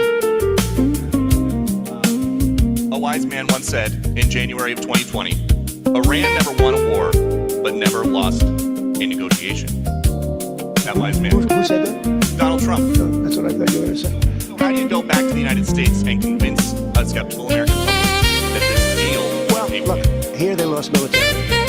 It's very tough because I know that no matter what, if I would go, by the way, if I go another 3 or 4 weeks, the same people that are critical would say, he went too long, he should have done, you know, no matter what. If they raised the white flag of surrender, and if they said, praise be to Allah, Donald Trump is the greatest president ever. We totally concede, we totally give up. This war is over. We have failed. The New York Times, the CNN, and a couple of others, not all have this, they say, Iran had a great victory. Okay. And they practically do that. You know, it's amazing when we knocked out their last year. They had 159 ships. When we knocked out the last year, the Times refused to do a story on it. They said, what would you? They don't have a Navy, and you don't want to do a story on it. They don't have an Air Force, you don't want to do a story. We need a fair press. And that's why they're all doing so bad, because they lost credibility. When I win in a landslide and I have 93% bad press, they take good stories about me and make them bad. But the only reason that happened is because they have so little, the media has so little credibility that the people voted for me. 93% of the stories on network, ABC is horrible. I think ABC is the worst. NBC is terrible. And CBS is terrible. CNN, obviously. And I never get this. No matter what I do, I could do the greatest thing. I won't get good stories on this. I'll get it from fair media. I'll get it from all over the world. They're running good. But no matter what I do, I'm going to get bad press. I know. Now, if I did the opposite, if I went out and continued to bomb them for another 4, just bomb the hell out of them, I'd get bad press on that. No, there's nothing I can do. But what this does is it allows the ships to go. If we keep bombing, those ships won't be going. And you're talking about $500, $600, $700 million a day. It's a lot of money. A lot of money. That's why the world is okay. It's liquid. It's fine. Also, we run out of reserves in about 4 weeks. You know, there are reserves all over the world, and we would really run out. There'll be a time when you wouldn't be able to get it. And you want to see Bedlam? So for all those so-called geniuses that want to show me how smart they are, ask them why didn't they blow up General Soleimani? Ask that of the general, a couple of other people that I like very much, but boy, are they wrong. Go ahead. How about you? Thank you, Peter. I give you more, Peter, but people say I like you too much. Thank you, Mr. President. Bonsoir. You know, he told me that first day in office, he asked me like 7 questions. I answered all of them. Is this true? He said, he just answered more questions in one meeting than Joe Biden did in 4 years, okay? You know, I'm not going to get you in trouble, but that's what you said. Go ahead. Well, Mr. President, in the article, you write about the importance of leverage. Obviously, you have a lot of leverage when it comes to Iran, whether it's militarily or through economic sanctions. What leverage, sir, do you have when it comes to Israel and Hezbollah to ensure that they abide by the ceasefire? Well, I think we have leverage just by the fact that we really have Iran now has to be good, they have to behave, and we might help. That's a much smaller conflict. It's a conflict that should be able to be over with. I'm surprised it's taken so long. And it's a much smaller, but we have a lot of leverage. We have the greatest military anywhere in the world. We have the strongest, most powerful. Look at the blockade. By the way, the blockade was more impactful than all of the bombing raids where we got $1 billion worth of bombs on Iran.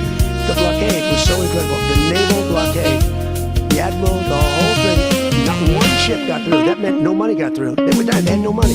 They have inflation that's 250 or 300%. They have no money. We have tremendous leverage. We have the leverage of the economy as an example. We'll get that done. That's a small one, and we'll work with Israel and get it done. But I'd like to do it. I mean, you have people living there. Buildings are being dropped on top of them or right alongside of them. How would you like to live there? It's so unfair, especially Beirut. You know, you go to Beirut, and I looked at the scene 2 days ago yesterday where they hit that. That was a big hit. That was unnecessary. Yeah. Two questions, if you could clarify something you said just a few minutes ago. One of the goals of Epic Fury going into it, you said was... Say it again, speak up. Sorry, one of the goals of Epic Fury, you said going into it, was to destroy Iran's ballistic missiles and its capabilities to build more. Yeah. Why is it acceptable to you now that they keep some of that capability? And Iran... What are they keeping? What are they keeping? They have less than other nations now. We knocked out probably 85% of their missiles. The rest of them are underground. They can't even get them out. You know, the other night's raid, I think it was on the first night, we knocked out hundreds of their missiles. Actually, by mistake, we were hitting an area, and you can sort of see when the bombs are going off, and then you see one that looks like, well, what happened? A lot of missiles knocked out. No, what are you going to do? Let's spend another 2 weeks and give them they don't want to be firing missiles right now. They're going to have a hard time rebuilding. And the people from the Middle East, you know, if people want to invest, and again, they don't have to invest at all, but if they do want to invest, it does have oil. It does have probably a future. It's going to take a long time. But are you going to let the 91 million people starve to death? I mean, one of the things I was very intent on, they have water desalinization plants, very good. I could have knocked them out in 5 minutes, just like I knocked out Cargill and I knocked out everything but the oil. I said, 25, it was so complete. The only thing there is the pipes coming with the oil because I didn't want to ruin the world market because they do a lot of money. But I didn't want to do that, no. It would have been so easy. It would have been easier, and I would have satisfied a group of 10% of the people, but it would have been the wrong thing to do. And it could have caused an international depression. Maybe not. Iran's position has always been that their nuclear program was for civilian purposes. If they come back after the signing of this and say they want to continue to have a civilian nuclear program, is that acceptable to you? Well, I've said to them always, I say, look, you have probably the 3rd largest oil reserves in the world. What the hell do you need nuclear for? You need nuclear for some electricity? So I've always felt that way. So we've been pretty tough on that. You know, it is a little hard, though, when you say that somebody wants it, other people have it, other adjoining states have it, and you're not letting them have it for purposes of electricity and things like that. It's always a little tough. You have to use a little common sense, please. New York Times, please. Thank you, Mr. President, for the question. Now that you're approaching a new phase in this conflict with Iran, can you now say whether you will hold anyone in your administration accountable for the strike on a school that killed more than 100 children on the first day of the war? No, if it was a fault, and as you know, that's under investigation, it's such a strange question to be asked at this state, because you're talking about a long time ago, but nobody did that on purpose. I guess you'd have to say about them, what about the thousands of soldiers that they blew up when they opened their car door? What about the thousands of people that were killed by Iran? No, mistakes are made. The war is nasty. But I know it's under investigation, and I could have a report for you tomorrow, or I would ask Pete Hegseth that question, because they have it under investigation. Please. Mr. President, you've been saying all week that this deal permanently prevents Iran from getting a nuclear weapon, but the drafts of the deal that have been floating around barely mention Iran's nuclear program. So can you explain how exactly the deal achieves that goal? So when I say permanently, it should be permanently. But if it's not permanently, we will bomb them They will be bombed, just like I bombed them on Wednesday night and Tuesday night, and was going to bomb them on Thursday night at a level that was 3 times greater, and they knew that. I will bomb them. Now, that's with me as president. If you have a weak, pathetic president, maybe that doesn't happen, but I can only do the job that I have to do. I have a long time to go. I have almost 3 years, close to 3 years. Time is going fast.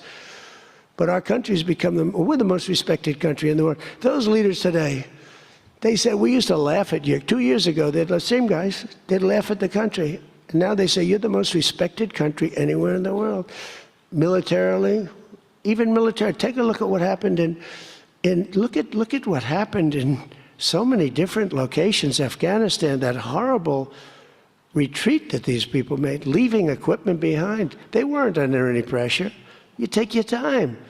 You can get out. I was going to get out. We were going to get out with dignity and pride, take 100% of the equipment. I was even taking the tents down. But then they got in and they just left. They left all the equipment. I may get all that equipment back. Now, here's the thing. More symbolic, because it's a little old now. But we may get it all back. Afghanistan is kissing our ass. You know that? So you're threatening to bomb Iran if they don't comply, but there's nothing enforceable in the deal itself. Is that correct? Doesn't have to be. I let them know. I said, look, if you don't adhere to the agreement, I don't want to do that, but we're going to bomb the hell out of you. And I don't think that they're going to veer from the agreement. What else am I going to do? Am I going to say, I'm going to take you to court? Let me take you to court. Let me sue you. No, we're going to bomb the hell out of them if they violate the agreement. I don't want them to. I want them to honor the agreement. Again, the straits close up. Bad things can happen. You know, in war, terrible things happen. Like you mentioned the question before about a school gets hit.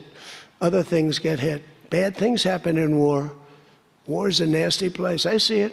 I see it. I see it better than maybe anybody has ever seen it. With the Israelis. Go ahead, please. Thank you, President Trump.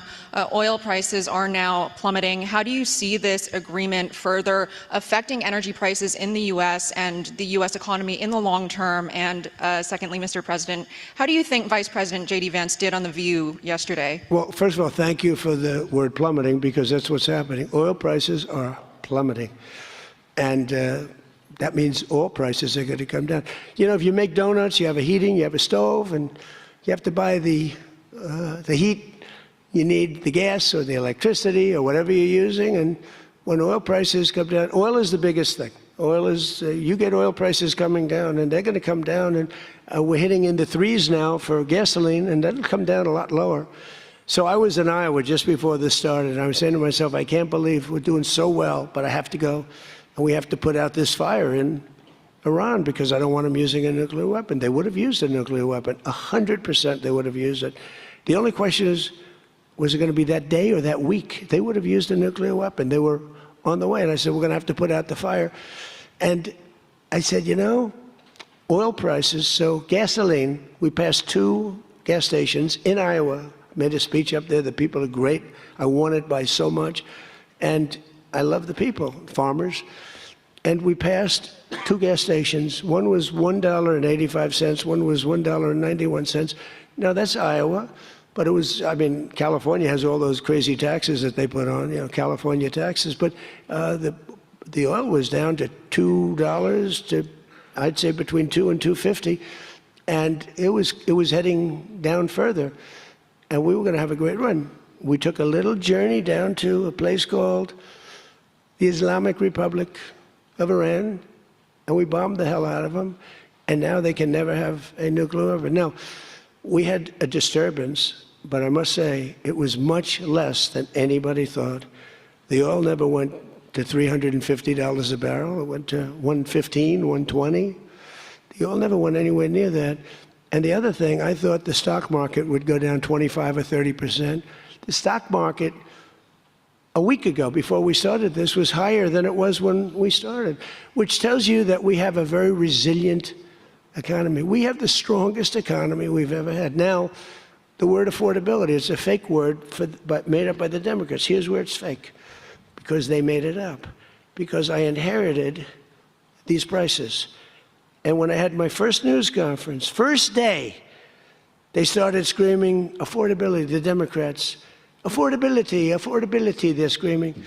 I say, what's that all about? They gave it to me. They gave it to me. It's affordability. And they use that word to a fare thee well. Well, they were the ones that created the affordability crisis. I'm the one that got it down. Remember, highest insurance rates in history, highest rates for everything. Eggs, remember eggs? They were 4 times more expensive than they were in my administration. And I got it down, Peter, very quickly. Our secretary did a good job of agriculture, Brooke. She did a great job with eggs and everything else. And now that the oil is coming down, you're going to see everything follow. Everything follows the cost of energy. And we're going to end up having the lowest energy anywhere in the world. Please. Yeah. No, please. Thank you. You're from ABC. You're fake news. Go ahead. To follow up on oil, can you confirm, will Iran be able to immediately sell their oil to market? And will U.S. sanctions snap back immediately if there is a delay or collapse in the talks? And then relatedly, is there any safeguard in this deal to prevent Iran from charging what they say could be fees after the 60-day extension? The thing that's going to stop them from doing that, because you can't cover everything in a document, is common sense. They don't want to get bombed. They don't want to get hit. As far as sanctions are concerned, at some point, we have sanctions which will never let them rebuild. They would have no money. They would be in poverty. The 91 million people would starve. So something will happen as soon as they behave. When they behave, we're going to let that go. We're going to have to. I put sanctions on a lot of people, and then I let them go. A lot of countries. Yeah, please. Thank you, Mr. President. My name is Shinji Abe. I'm a Japanese Yomiuri newspaper company from the Washington correspondent. My question is about the Strait of Hormuz. Did you ask other G7 nations to send military force? And what specifically are you asking of Japan? Or where are you from? I'm from Japan. From where? Japan. And is military support? I just left your prime minister. Japan's doing very well. She's my biggest fan, I have to tell you. She thinks I did a great job. You have to call her and ask her. And, she's doing a very good job, by the way. Go ahead. And military support is no longer necessary. Yeah, but what do you want to know? Go ahead, just tell me. What do you want to know? Okay. My question is, did you ask other G7 nations to send military force? And what specifically are you asking of Japan? To send the Air Force? For what?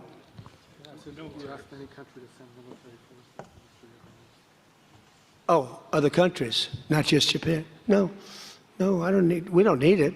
Oh, by the way, they all want to do it. They all want to do it. Every single one of them. They want to go be a part of it now. Not while the war was going on. I was a little disappointed. The UK, I said, yeah, it would be nice if you sent ships. I didn't put a hard sell on, but I said it would be nice if you sent some ships. And the Prime Minister said, they'll be there, sir, as soon as the war is over. I said, did he just say that? I couldn't believe it, actually. Japan has offered to get involved, but I mean, I'll be honest, Japan was not willing to get involved during the war. I asked her, I said, you want to get involved a little bit? I didn't put the heavy sell on, but they said, no, we don't want to get involved.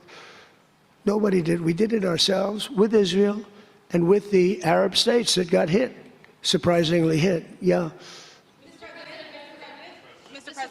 Yes, please, go ahead. Thanks a lot, Mr. President. Question on Brazil. I would like to know, how was your interaction here in Evian during the G7 with the Brazilian President Lula? Did you talk about the new U.S. tariffs on Brazil? Did you talk about the U.S. designation of criminal gangs as terrorists? We did. How was it? I spent a lot of time with him, actually, and it's become a little rough country, right? Politically. It's been a little dangerous politically. You're talking about Brazil. Yeah. It's been nasty. I hear they arrested somebody that's running for office today. I found that out after we left. I just said goodbye to him, and I heard that they arrested the Bolsonaro Jr. He was doing well in the polls, and they arrested him because he made a statement in Texas. They arrested him, or they want to arrest him. They have something out for his arrest. No, they play pretty tough. But nobody plays tougher than the United States. Look, our elections are totally rigged. We have rigged elections.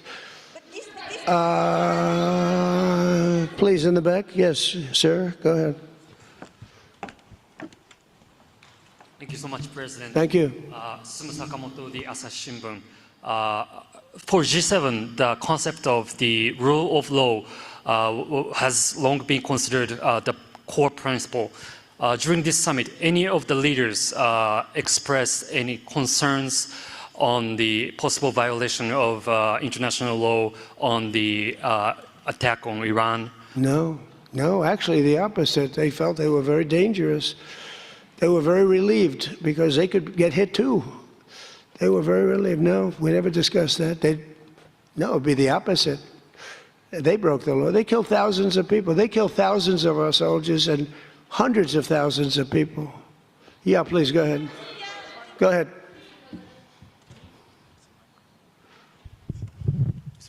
Okay. Mr. President, yes. Yesterday, the Pakistan thanks for the Chinese government to help make a peace talk between Iran and the United States. So, what do you think about China's work to get the United States and Iran sitting down to talk and make the deal? And the second question is. Okay. Let me answer the question. Okay. So I think China's been terrific. I told you that before. They could have been bad. They could have sent in to try and block or break the blockade. They could have sent in an oil ship with 6 destroyers alongside of it on each side. They didn't do that. President Xi helped me. He tried to help, and I think he probably helped get it solved. You know, they get 50% of their oil from that location. So that wasn't that easy. President Xi was fantastic. He tried to help me solve it. And he didn't give any big weaponry. I guess we'll find something somewhere along the line. But he didn't give any big weaponry, I can tell you that. No, I think China I couldn't ask for much more. Again, they were impacted because they get more than 50% of their oil from the Hormuz Strait. And no, I thought they were fantastic. Okay, how about one more question right here? Go ahead, please. The latest YouGov Economist poll shows that Democrats have lost a 5-point edge on the generic congressional ballot. They just have now just a 2-point lead since February. Do you think that they're losing momentum? Well, I see the Republicans in generics. You know, generics are very important. I don't know how accurate, because I see a lot of bad polls. The polls are very dishonest, just like a lot of reporters, like these people over here, are very dishonest. CNN, ABC, it's a whole group of them over there. They're really dishonest people. But, you know, and really networks are very dishonest. And they have to straighten themselves out or they're not going to be very successful because people don't believe them anymore. But no, the generics are very interesting because the Republicans are coming up strong even before this. You know why? They're seeing all these lunatics, like the guy in Maine with the swastika. You know, for 10 years they've been calling me a Nazi. And now they have a Nazi running. He's got a tattoo on him. I've been denying it for 10 years. They know it's not so, but they've been calling. I don't think they can call it to me anymore. You know, one more? One more? Go ahead, Peter. Let me finish with Peter because he's been better to me than he's been to Biden. Thank you, President Trump. I have a question about this weekend.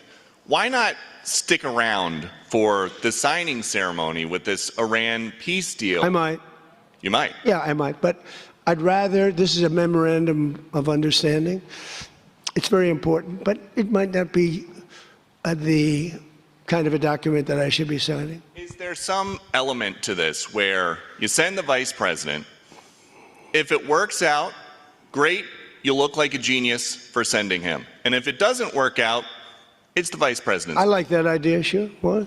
This way, if it works out, I'm going to take the credit. If it doesn't work out, I'm blaming JD. You better be careful, JD.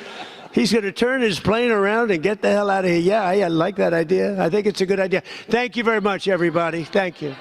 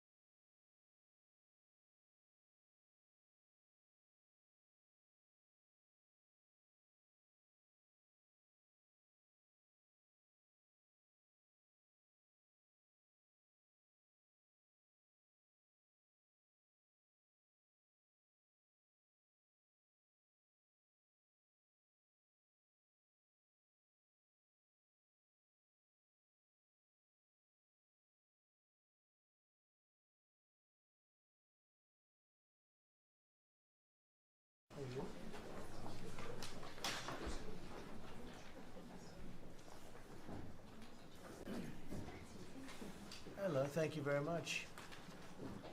Are you all set? You all ready? Nice group. Big group. But I want to thank you all for being here as we prepare to celebrate Labor Day, when we honor the incredible hardworking men and women of our country, which is doing very well, I have to tell you. Every policy of the Trump administration is designed to lift up the American worker, promote great-paying blue-collar jobs, and to rebuild the industrial bedrock of our nation. It's also obviously for great defense. We have the greatest military in the world. We rebuilt it largely in my first term. Some of it was stupidly given away to Afghanistan. For what reason? Nobody can figure that one. But it was still a relatively small amount of what, if you compare. The concept of what they did, however, is just incredible. But the country is doing well. We're respected all over the world like never before, probably. We went to NATO, as you know, and they went from 2% to 5% of GDP. Nobody expected that, and the difference is they didn't pay the 2 and they paid the 5. So, and as you know, we are selling a tremendous amount of equipment to NATO. We're not spending any money, we're making money, but I don't want to talk about making. I want to talk about we're no longer involved with funding Ukraine, but we are involved with trying to stop the war or the killing in Ukraine. So we're selling missiles and military equipment, millions and millions, and ultimately billions of dollars to the NATO people, where I'm very friendly and we have a great relationship. But that was an amazing trip. So they're funding the entire war. We're not funding anything. I think it's an important point to make, because a lot of people don't understand that.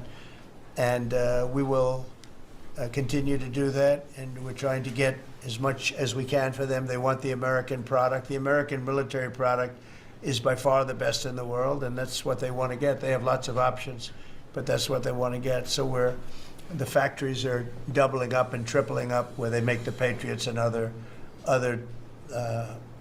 really, you could say, defense and offensive weapons.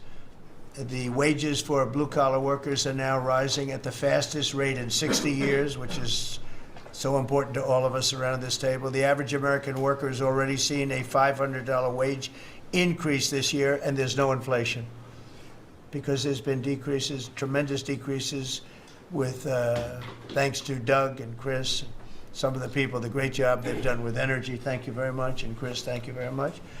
I see you down close to $60 a barrel, and you'll be breaking that pretty soon, and that has a huge impact. So we have groceries are down, energy is way down. Energy is way down. It was $4 and $5 for a gallon of gas. Think of that, for gasoline, and now it's probably $2.25. There are some places it's $2. It broke $2 at a couple of locations in the South. In places like California, where they charge such high taxes, it's higher, but it's still much lower than what it was a year ago. So energy's way down, groceries are way down, eggs are way down. Thank you very much, Madam Secretary. You've done a great job. Appreciate it. When we came in, the eggs were through the roof. They were 4 times higher than they've ever been. And my first question from you people, well, what are you going to do with eggs? I said, what's the problem with eggs? That was caused by Biden, or whoever was operating the auto pen actually caused it, I guess, because I don't think he knew too much about eggs. Factories are booming compared to before I took office. Domestic auto production is going to be, it's going to be so thrilling in 2 years when you see the numbers, because they're building plants all over the country. They're all coming in because of tariffs. They don't want to build, they don't want to pay the tariffs. And if they build their plant here, they don't pay the tariffs. And they're pouring into our country, and you know about AI and you know about but the auto plants, that's the good old-fashioned stuff that I love. The auto plants are pouring into the United States of America. They're coming from Mexico, they're coming from Canada, and they're coming from Europe, all over Europe. And it's been pretty amazing. So factories are booming. And when they actually open, right now they're booming in terms of construction. This is something given to me by Mark Zuckerberg. And you'll see, this is AI now. These are, I never understood. I said, well, because I built shopping centers, and for $50 million, you can build a very nice shopping center So I never understood when they said 50 billion for a plant. I said, what the hell kind of a plant is that? But when you look at this, you understand why it's 50 billion. So this is one he's building in Louisiana. That's Meta, Facebook, as people understand it to be. But look at that, that's the size of Manhattan. So that's superimposed over the island of Manhattan. It takes up a big part of Manhattan. I think they say 81% of Manhattan. So these are big things, and they're going up. A lot of them are going up now. I don't know that big. Actually, Mark is building 4 of them, and others are building similar places. And when these things open up, I'll tell you what, our country, we're leading China now in AI, substantially leading China.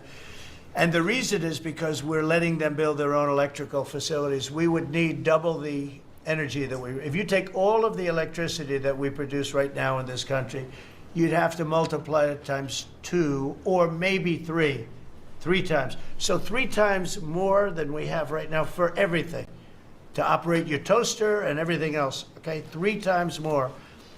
And the way we are able to succeed, because China goes out and builds these massive plants. They're right now building 58 coal, in this case, almost all coal-fired plants. And coal is back with this country too, by the way. You know, there's a reason they use it, because it's good. It works for them. And we call it clean coal. We don't call it coal. We call it clean, even very clean coal. But we have coal going up. We have nuclear going up. Nuclear is very much in vogue now. It's safe and inexpensive and great. We don't allow windmills. We're not allowing any windmills to go up. I mean, unless there's a legal situation where somebody committed to it a long time ago, we don't allow windmills. And we don't want the solar panels that I was speaking with the secretary about, because they take up, you know, thousands of acres of our farmland. You see these big, ugly patches of black plastic that comes from China. And the solar is, you know, I like solar in some ways, but for firing up your big plants, it doesn't work. It's very unstable, but it really takes up your farm. The farmers are saying, you know, they're building these massive blotches in the middle of the fields all over the country. It's so crazy. It's so crazy. So we're not heavy into that at all. And windmills, we're just not going to allow them. They're ruining our country. They're ruining everyone. If you look at, I hate to mention countries, but you look at the UK, what's happened at UK, they have energy costs have gone through the roof. It's because of wind. They want to do everything, close up the northern parts of the country. They have oil, it's tremendous. And they closed it up, and they've been, I tell them, you're my friends, but man, you're going to have a bad awakening very soon. It's going to be very bad. They're ugly, they don't work, they kill your birds, they're bad for the environment. And if you look at them from a house, your house is worth less than 50%. So I'm trying to have people learn about wind real fast, and I think I've done a good job, but not good enough, because some countries are still trying, and they're destroying themselves. Those are countries that are really destroying themselves. I hope they get back to fossil fuel, because right now, Chris, whether we like it or not, fossil fuel is the thing that works. And then you can add nuclear with it and other things, but fossil fuel is what works if we're going to fire up those big monster factories. But if you look at comparing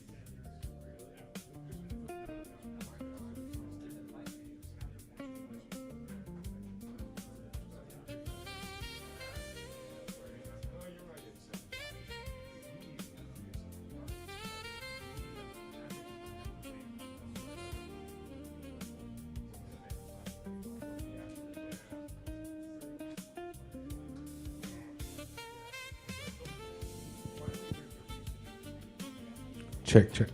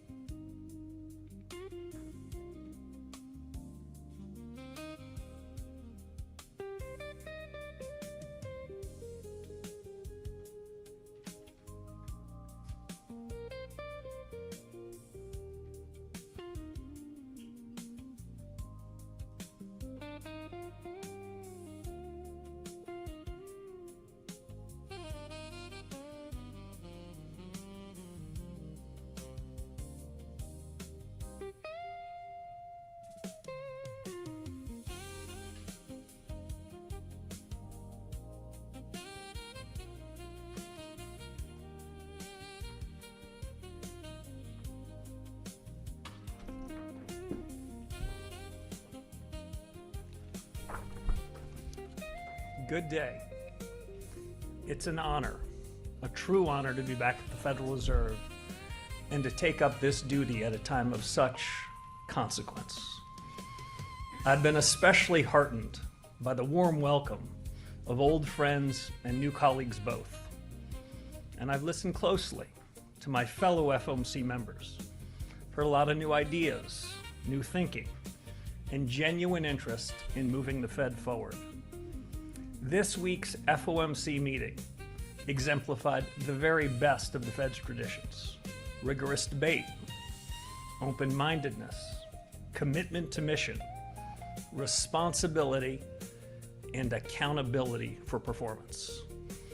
In this business, they all add up to one thing: getting monetary policy right, or as near to it as we can do. That is our North Star. My colleagues and I are here to serve our legislative remit, which you've heard us say before: price stability and maximum employment. And these objectives guided our business in the meeting just concluded. As you saw a few moments ago, the committee decided to maintain the target range for the Fed funds rate at 3.5% to 3.75% in support of the Fed's dual mandate. The committee also reaffirmed its policy of maintaining ample reserves in the banking system. Economic activity is expanding at a solid pace, despite elevated uncertainty that owes in part to the conflict in the Middle East. Productivity growth and capital investment both strong. Job gains have kept pace with the workforce, and the unemployment rate has changed little. We recognize that inflation has been running well ahead of the Fed's long-stated inflation goal of 2%. That's been going on for more than 5 years. Persistently high prices are a burden for the American people. But the recent past need not be prologue. I am pleased to report that members of the FOMC are unambiguous and unanimous. This committee will deliver price stability. At any institution, a change in leadership is a natural and timely opportunity to reaffirm its mission, to review current practices, and to consider whether those practices best meet our objectives. My Fed colleagues and I will be working in close collaboration to ask what changes might improve the conduct of monetary policy. On that score, you might have already noticed something: a difference in today's policy statement. It's a bit shorter, a bit simpler, and it dispenses with some older language. That statement just gives you the facts as best we can judge it. Absent also is so-called forward guidance, which we agreed was not well suited to the current policy conjuncture. This afternoon, you also received the usual summary of economic projections. It's been the practice of this committee for participants to submit these projections, and I have encouraged my colleagues to continue to do so. I, however, have refrained from offering any projections of my own, consistent with my long-held views on the SEP, at least as currently structured. In the median projections, real GDP rises at 2.2% this year, 2.3% next year, and total PC inflation runs at 3.6% this year, 2.3% next year. The unemployment rate stands at about 4.3%. The median participant judges that the appropriate federal funds rate to be at 3.8% at the end of this year and 3.6% at the end of next. Let me turn now to a few words on a key initiative that we're announcing today.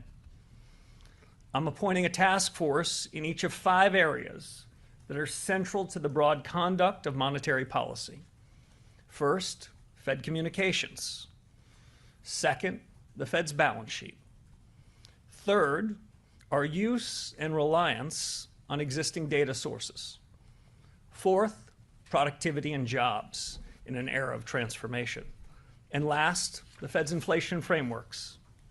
These subjects are timely, consequential, and in my view, worthy of a fresh look.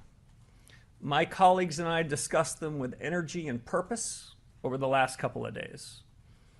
For each of these independent task forces, I'm enlisting some of the very best minds, both inside and outside the economics profession. They will be supported by subject matter specialists from our superb Fed staff. And they'll have a straightforward charge. Start with first principles. Ask hard questions. Examine current practice. Consider alternatives. And ultimately, propose next steps for policymaker consideration. Since last summer, my colleagues discussed possible improvements in the form and function of Fed communications. This new task force will build on that effort, and I expect propose some well-considered changes, including to the SEP I mentioned a few moments ago. The second task force, the one on balance sheet policy, will review the benefits and risks of the current ample reserves regime and the composition of the Fed's balance sheet. They will assess alternative frameworks for the conduct and operation of monetary policy. The third task force, the one on data, will evaluate new information sources and consider methodological changes to improve data gathering, with the aim of giving policymakers more accurate, relevant, contemporaneous, and perhaps most important, actionable information on the state of our economy. Fourth, the task force on productivity and jobs.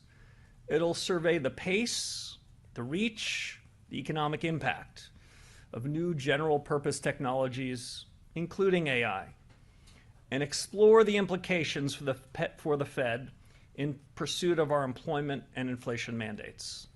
The last task force, the one on inflation frameworks, that'll examine the drivers of inflation, first principles, and weigh the full range of ideas for delivering price stability in a changing economy. You'll hear quite a bit more about these task forces and this overall initiative in the coming weeks. Enough for now to make a simple statement. Each task force will serve an objective shared by everyone in the system, shared by everyone around that table that I sat with over the last couple of days. A Federal Reserve that is clear-eyed about its mission, fit for purpose, and focused on the future. And with that, I appreciate your attention. I'm happy to take your questions. Hi, Chairman Howard Schneider with Reuters. Good to see you again, and welcome back. This is a lot to be putting in motion so fast. What is the timeline you have in mind for each of these? So I think it'll depend on the task force. It also depends on the urgency in which we need clear answers. My expectation, I'm still in the business of recruiting and finalizing them. My expectation is the task forces will begin work in the next couple of weeks, and we'll start to get some more information from them, some more framing of how they see things starting in the fall, and hopefully most, if not all of them, concluding by year end. And just specifically on the inflation framework, you talk about first principles. Does this include a review of the 2% target itself? You've mentioned that things to the right of the decimal point don't matter. Should this be starting from a premise that 2% as a point estimate is too strict? Let me break that into two pieces. First, on the inflation framework review, their remit is what are the drivers of inflation? What's the Fed's responsibility for inflation? In part, how do we measure inflation? But that'll overlap with my data group. On the 2% inflation objective, that is the Federal Reserve's long-held objective of 2%. You've heard me say before, I tend to focus on the left of the decimal point. Well, the 2 is the left of the decimal point. For now, 0 is to the right. I see no reason until we have reestablished our commitment and ability to deliver on the 2% inflation objective to revisit that. So that'll be outside the scope of what we're taking on.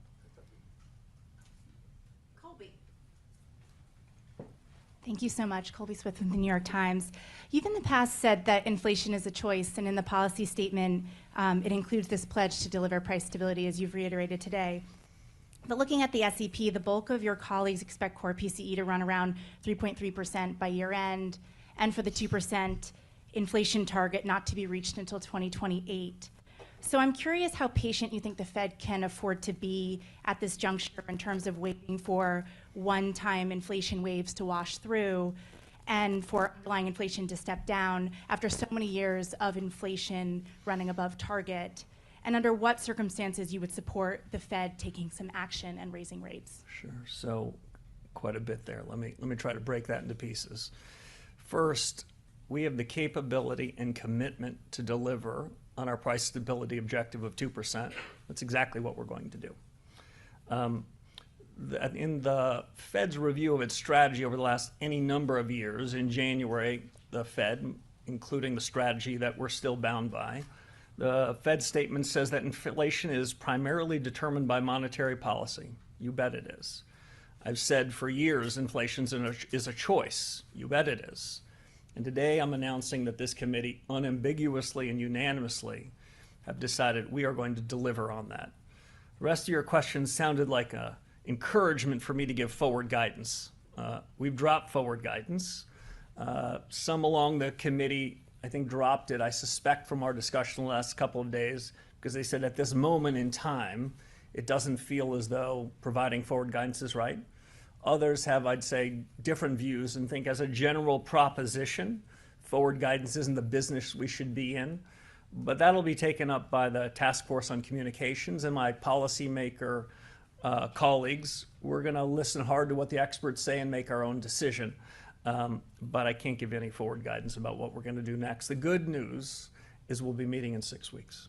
So just following up, I guess, on the current policy settings, then I am curious how restrictive you think things are at the current moment, given the flow of data that we've seen and forecasts that are coming down the pipeline. Yeah, I've heard characterizations both inside and the Fed about that. I'll give you my own. It's uneven. If I look at the housing markets as one example, Fed policy isn't the single determinant of the state of the housing market. But broadly, I would say Fed policy appears to be somewhat restrictive. I would have a hard time managing to say those words if I were to see what's happening in financial markets. So I'd say it's uneven. That's perhaps a function of different transmission mechanisms of monetary policy, whether monetary policy is coming from our interest rate tool or our balance sheet tool. But the good news, we have a task force on that too, and the balance sheet task force will be looking more at that subject. You've said you don't like forward guidance. You dropped it from the statement this time. But with the dot plot, 9 members suggested that they want a rate increase by the end of the year. And the markets have taken that as forward guidance. So what does this mean in terms of how you guide the markets and in terms of what the dot plot's future is? I'm going to have to give you the same answer I gave to Ms. Smith. We've got a task force for that. I'll give you a little bit more. I reviewed the dot plots, and when I saw the submissions, I noted that all the submissions were coming in with pencils, those kind with the big erasers. That's to say that I think my colleagues around the table, when they submitted their dots, understand the world is changing quite quickly. And they didn't feel bound by them 6 weeks from now or 6 days from now in the event that their circumstances change. I'll note a couple other things. What I heard around the table was, as they submitted their modal forecasts, to be clear, this was more likely than not. This was more likely than their other scenarios. So I didn't hear tons of conviction. What I heard was the kind of humility that I think we should have. I did not submit a dot. For me, it's not helpful in the conduct of policy. I suspect by year end, as I mentioned in my opening statements, there'll be a review about communications broadly, press conferences, dots, meetings and the like, transcripts, minutes. This will be part of that. I don't want to prejudge the outcomes there, but I'm pretty open-minded about what they could be. And I was just incredibly impressed over the last couple of days. My colleagues over the last 2 days, and frankly over the first 3 weeks I've been here, they've been very open about changes. Change isn't easy, change is filled with risk, but our number one goal is to get monetary policy right. The way to get monetary policy right is to deliver on the remit that Congress gave us, to deliver on price stability, and there was no disagreement on any of those points. At the risk of possibly getting the same answer about task forces, communications, what is your feeling about these news conferences? Are you going to continue one after every meeting? Do you find them useful? What is the future for the way Kevin Warsh will communicate? Well, this one's probably got another 15 or 20 minutes in it, so I don't want to prejudge the outcome.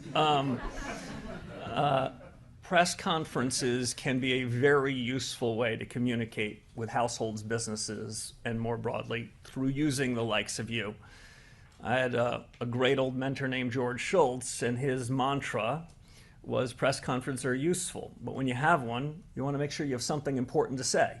Today, I think we had something important to say about our commitment to deliver on price stability, our commitment to rethink practices with an eye of moving the Fed forward, and to give you and the American people a sense that these aren't idle thoughts, these are concrete thoughts, that we're going to seek out the best minds, both the best thinking inside of the Federal Reserve and the best people I know in business and economics and the academy and technology and the rest, to share their views. That's what we're going to be doing here, the pursuit of truth. I think we're going to come up with some new and interesting things. We made some changes today. I expect more changes to come. And some of those might well be worthy of a press conference. Hi, Chris Rugaber at Associated Press. Thanks for taking our questions. Could you give us a sense of how you see inflation more in the long term? I know you may not want to comment on the ups and downs, but is this mainly driven by energy prices in the Iran war at this point, or do you have any concerns about underlying inflation pressures in the economy? Thank you. So I can't do much better than the committee just did, so let me restate it. Inflation remains elevated relative to the committee's 2% goal, in part reflecting supply shocks that have driven price increases in certain sectors, including energy. The paragraph goes on to say, but to be clear, the Fed will deliver price stability. My own judgment is the committee spent quite a bit of time, not just in 2 days, but over iterations of a couple of weeks. That's what we're prepared to say about inflation, but the commitment to deliver is strong, unanimous, and unambiguous. And that's, I think, an important message. We've missed for 5 years, and we're going to fix that. Well, great. And then just on the data task force and everything else, I mean, generally speaking, I think people feel the Fed looks at everything already. Certainly that was the sense from before. Is there data that you feel is not given enough weight? I mean, you mentioned the trim to mean in the past, but again, that's well known to certainly most Fed members. So what is that task force looking at, and what might be I mean, I know you don't want to prejudge the outcome, but are there examples of data that you expect might be given more weight? Thank you. So you're answering my question. So let me say I don't want to prejudge the outcome. I also don't want to say too much about what they're going to do because I still have a phone call or two to make before I've nailed down the people that are doing that. I'm interested in what the outside experts' view is on the subject. I'll say this generally. Most of the data that central bankers and other government officials in the United States consume come with old-fashioned survey methods, national accounts of what the U.S. economy looks like that looks very little like the U.S. economy in 2026. Survey methods that don't have response rates that we need, asking questions that might have been quite applicable a generation ago that are less applicable now. So even inside of official statistics, I would be open-minded if the task force and our own best thinking had recommendations how those official statistics can be brought up to a standard of our time using new analytic methods. I'd also say this, almost every private company CEO that's running his or her business are doing so with real-time information that isn't subject to much revision, that is telling them what just happened at that very moment. As you know, there are normal, long and variable lags in the conduct of monetary policy. What we're really interested in is what's happening right now. What we're less interested in is echoes of history. And you're hearing from my answer that some of the data that we receive that we're waiting on, the first Friday after the month, the payroll index or something else, that might be an echo of history that's quite useful on its third revision. We need to take those error bounds down because we have to make hard decisions in real time. I'm really open-minded that there is a lot of new data sources that we can learn from the private sector, from reforms in the official sector, and new analytic techniques that are far more refined than asking a simple question about whether something was core or non-core. Thanks. Welcome, Mr. Chairman. Edward Lawrence with Fox Business. So if you don't give a lot of ongoing forward guidance, won't the markets have more volatility, and shouldn't Americans have more access into what you're thinking going forward? So I think financial markets perform best when they react to incoming data. I think the financial markets work less efficiently when they ask a question, how will the Federal Reserve react to that incoming information?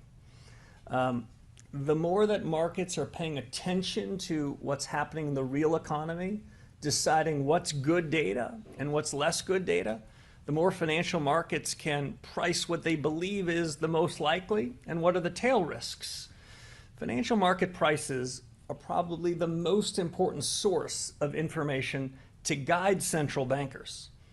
But when all the financial markets are doing is reflecting back what we've said, then we're taking the most important source of information and we're being blind to it.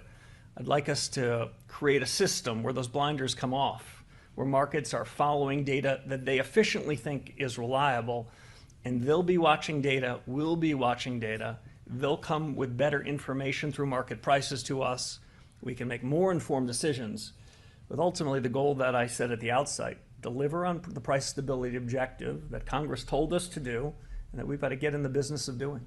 Yeah, if I could take you in the meeting a little bit. This is your first meeting. The board members seem fairly hawkish when you listen to, in general, when you listen to what they're saying. Was there any discussion of a rate cut going forward today?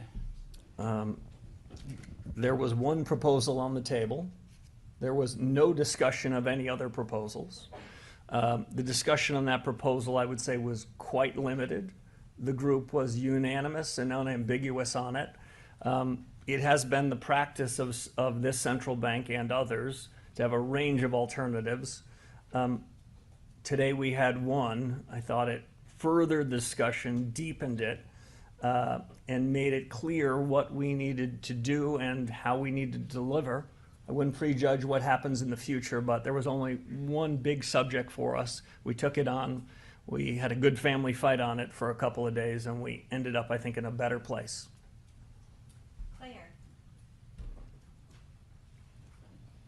Thanks a lot, Claire Jones, Financial Times. Coming to this blind, reading this very nice short statement that I think we've all appreciated in the room, one might wonder why you didn't raise rates today, considering what you're saying here about the risks to US inflation and your mandate. I guess, why not, and what would you need to see in order to get to that place? And secondly, on your task forces, are there any best practices at other central banks that you'd consider looking at? Thank you. I'm glad they're in the practice of giving you two questions, because my answer to your first question was going to be very curt. I've got nothing more to say than the statement itself. And to the point of the question I got before, market reactions to what we say unfiltered, I think is more helpful than having delivered a statement, me then improvising further upon it. Best practices of task forces. This is a subject I've thought some about. I've been on a task force or two in my life. Best practice, find the best minds. Ensure that the task forces have a range of people, both by backgrounds and predispositions, so they too can have a bit of a family fight. Make sure when you establish a task force that the group that's going to be the recipient of the information feels as though they've got some equities in it too. That's why we're looking for, haven't done the final roll call, some of the most significant talent we have in the building and across the reserve banks on each of these, and in some sense seconding them to this group for a period of some number of months, so that the leaders of the task force know what the most analytical central bank in the world thinks about that.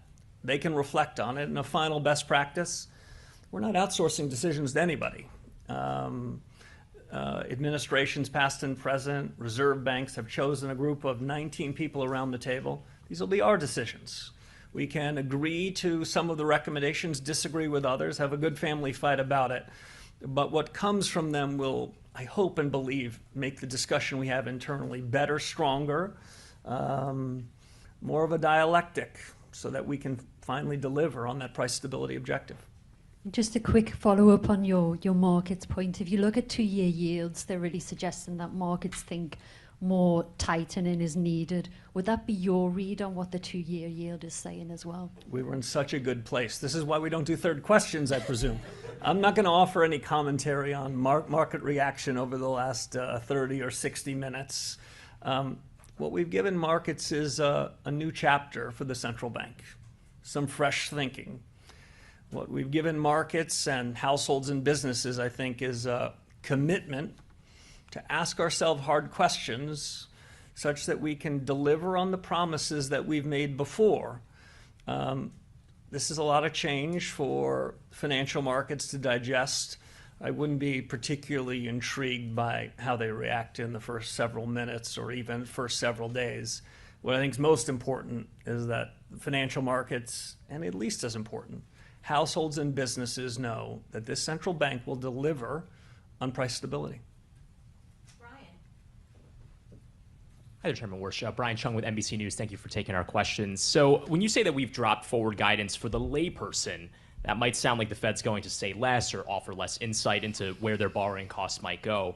So for the person that maybe you might run into at the grocery store, where the price tags are rising at a faster pace than their wages at the moment, how would you explain it to them? I don't know if task force might be the answer there, but how would you kind of communicate this era, this chapter of the Fed? If I told somebody in the milk aisle that I had a task force for that, I think that would be doing a very poor job, so I appreciate it.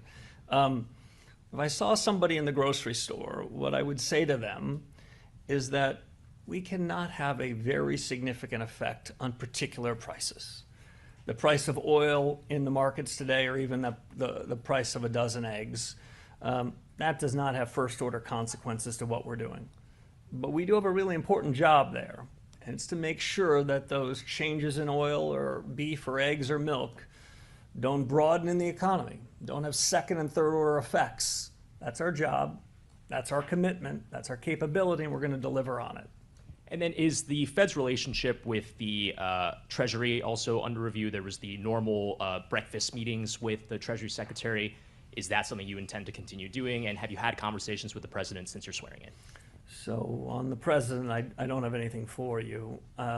With respect to the Treasury Secretary, he has been posting pictures of our breakfast, so I don't think I can deny that. The long tradition at the central bank is that the Fed Chairman and the Treasury Secretary meet weekly. I think we've pulled off 3 of those so far. I believe he's overseas this week, so this will be the exception to the rule. I think they're very useful discussions. The central bank's objectives and our roles and responsibilities are quite delineated from the fiscal authorities. And in my view, monetary policy is independent in the conduct of what we do. But that doesn't mean we're not interested in what's happening with the fiscal authorities. The way I think about it is this central bank needs to have a wide lens, but a narrow remit. We need to be quite interested in what's happening in the world. I won't be breaking any news here to suggest I'm quite interested in what's happening in the Middle East. That does have some effect on our day job. It doesn't mean it's our responsibility, but I think we're going to keep a wide lens, and my meetings with Secretary Besson to this point have helped widen that aperture. So we're aware of things that could affect our day job, even if it isn't. Steve Leisman, CNBC. Mr. Chair, thank you. Mr. Chairman, thank you for taking my question. You had said in the before you became chairman that you thought productivity was a reason why the Federal Reserve could lower interest rates. Do you still believe that to be the case? So the committee had a discussion of productivity today. AI came up. The way I thought about it before and socialized with the group is that artificial intelligence, the latest generation of general purpose technology, is perhaps as important a change in the economy and business and households that we've had in my adult lifetime. It is filled with both a huge opportunity and with risks. I take both of those very seriously. You may have heard me say before that AI is shorthand perhaps for American ingenuity. That doesn't mean that it's going to be easy. That certainly doesn't mean it's not going to be disruptive. But over the long term, my conviction, and I heard quite a bit of support for this around the committee today, is the United States is a winner as we go down this. The United States is ultimately going to be better off in that. Now, to bring that back to the conduct of policy, timing, scale, speed, implications for output and employment, it's one of the things we have a task force to do. If you don't mind, a follow-up from the other side, which is that when you look at the strong job growth that's out there, the elevated inflation, GDP seems to be going pretty good, and the stock market seems to be soaring. Do you look around this economy and see the funds rate being restrictive? So that's your second question. I'm going to give the same answer that I gave before. I'd say as I think about the conduct of policy, what matters is what's the effect of policy. Not what do we say, but what happens. And the best way I can describe is it's uneven. I do see some restrictiveness in things like housing. It's hard to use those same words anywhere else. I'll just make one other point. You talked about one of our dual mandates on the employment side. I don't believe that we have a cruel choice. I don't share the view that was expressed a few generations ago that Federal Reserve chairmen show up at a podium like this and say, you got to choose. And you're going to have to decide whether you're willing to tolerate higher inflation to put more people at work. I don't believe in that. What I believe is if we do our job, we can make strong growth, low prices, and strong employment mutually compatible. And so what you heard from the committee today is we've got some work to do on the price stability front. Nick. Thank you. Nick Timmeros with the Wall Street Journal. Chairman Warsh, you've said repeatedly credibility is earned by delivering. If credibility requires delivering, the move would be to tighten or at least to threaten to. Now, you didn't do that today. Why not? That judgment you expressed was not expressed by any of the 19 people around the table. We'll be meeting in 6 weeks. We'll take up the issue again. And if I could ask about AI, the build-out is generating enormous demand right now, CapEx, data centers, power. The productivity payoff may be further out. So in your judgment today, is AI adding more to demand or to supply? It's a good question. At the central bank in an economics profession, what we spend most of our time doing is counting demand. It's easier. We can see it, we can count it, we can check it, we can revise it. What we do, though, is we infer supply. You'll notice in the second paragraph of what one of your colleagues described as a very short statement, we have a sentence on the demand side and a sentence about the same length on the supply side. They're both important. Just because we can count one better than the other doesn't mean we're going to favor one more than the other. With respect to AI and the growth of data centers and infrastructure around it, we're counting the demand side, and it is no doubt showing up in GDP figures. We can be less certain when we infer the timing and extent of the growth in the supply side. It may well be an intuition the supply side is going to expand, but it'll take longer. I just describe it this way. There's a race between supply and demand. Milton Friedman says that the only thing we know about economics is that there's a supply line and a demand line they ultimately cross. When they cross and what are the implications for policy? The good news for you is we have a task force for that. Andrew. Thanks, Mr. Chairman. It sounded like on the task force on data that you were looking at overhauling or completely overhauling the system of national accounts, the way the government minds the economy. Is that your ambition? In a word, no. In a few words, much of this data gathering happens in other government agencies to which we owe a tremendous amount of respect, tremendous amount of deference. But if in the course of this we come up with recommendations, which Fed staff have already begun to develop, about things that they could be doing to help inform us as policymakers, we're not going to hesitate.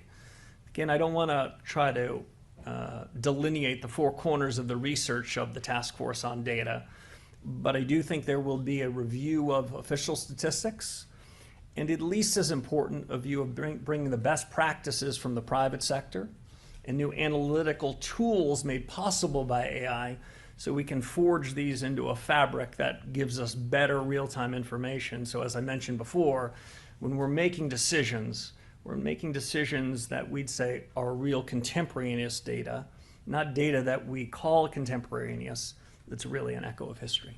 Okay, thanks. The other question I wanted to ask is related to the building renovations.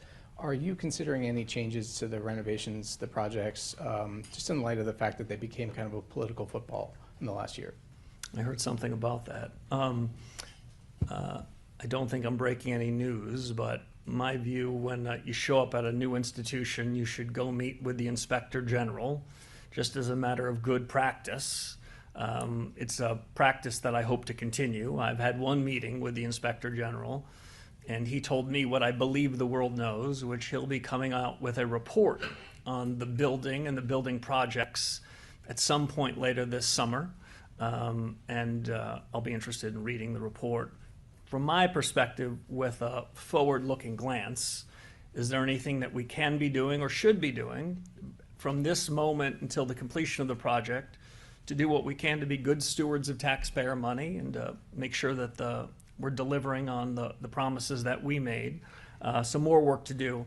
You might not be surprised in the first few weeks. I've been somewhat preoccupied on other matters, but I promised to get to the full breadth of the Fed's tasks in the weeks ahead. Victoria. Hi, Victoria Guida with Politico. So I know that you did not submit a forecast, but you are the person who is authorized to speak on behalf of the FOMC. So I'm wondering if you could tell us in the SEP, the increase in the expectations for inflation, is that all because of the Iran war? What was the discussion around what the expectations for inflation being higher and also potentially growth being slower? So my read of what I heard in the room reflected, I must admit, in the SEPs, is half of my colleagues thought the policy rate, given all those developments, should be at this level or lower between now and year end, and the other half thought higher. That 19th voter was me, and I didn't submit one. There's a range of views on the questions of first and second round effects, no resolution or conviction, but we'll be meeting again in 6 weeks. I think we're going to know more then, and I think that my colleagues are very attentive to incoming developments between now and then. And can I just quick follow-up on the SEP? You said that you're still encouraging your fellow committee members to submit forecasts even if you're not doing it. So what do you think is the benefit of them doing it even if you don't? That's the commitment that the FOMC made, and it's a commitment that I hope we live up to. Commitment we made was to deliver price stability. I expect us to live up to it. By the time we get to the end of this year, as I mentioned, I wouldn't be surprised if there was a new communications framework. There were some changes to the SEP. That's a committee discussion, a robust discussion. I think we'll have it. I believe we're going to come to a better mix of communications to deliver on what we promised, but I wouldn't want to prejudge what those are. But between now and then, I would continue to expect colleagues to submit their SEPs. Some of them, I think, believe that the practice is currently structured is okay, but I heard a lot of interest in real reform, generally about all these topics. You didn't ask it, but I'll answer. It was a pretty gracious couple of days, and it's been a pretty warm few weeks. The institution wants to figure out how we can do better. The institution's going back to first principles, and I'm encouraged that what we've done in the statement, what we're thinking about doing with respect to the SEP, that instinct towards a new chapter is a real one, and by the end of the year, I hope we can put some points on the board, both in form and in substance of delivering. Go to Enda for the last question. Thank you, Mr. Chairman. Enda Curran, Bloomberg News. Could you guide us through, please, some of the principles that guide your own reaction function, and tell us a little bit about the kind of conditions that you think when the Fed should respond? It's going to be a very unsatisfactory answer to the final question. The Federal Reserve has a lot of responsibilities, not just in monetary policy, but in supervision and regulation, consumer affairs and payments. My own view is our credibility comes from delivering on what we're saying we're going to do across everything we do. I've devoted more time in my first 3 weeks to monetary policy than all those things. But the more we deliver on our promises as good supervisors and good regulators, the more benefit we get, the more credibility enhancement we have in monetary policy. When we deliver on our price stability objectives, which we will, the American people will feel as though the hardships that they've been living through, in part because of inflation in the last 5 years, are in the rearview mirror, and that credibility will have dividends across what we do, and the institution will come to press conferences like this, always with an impetus to reform, always with an impetus to do better, but we're going to put some points on the board. And Mr. Chairman, we've got strong labour data in recent months. How would you sum up the labour market right now? Do you see it as stable and as potentially a source of inflation? Thank you. Yeah. So the committee, if I were to try to capture how the committee thought about it, the committee thought that the labor markets were stable. There were some people around the committee who thought that it was trending better than that. Trends matter more than data points. What's happening over 3 or 6 months matters more than any one data point, any one data release. And I'd say the jobs data has been moving in a good direction. If I heard one other thing around that subject over the course of the last couple of days, what I heard was that strong productivity-led growth is not something that we fear, but something we embrace. Thank you all very much.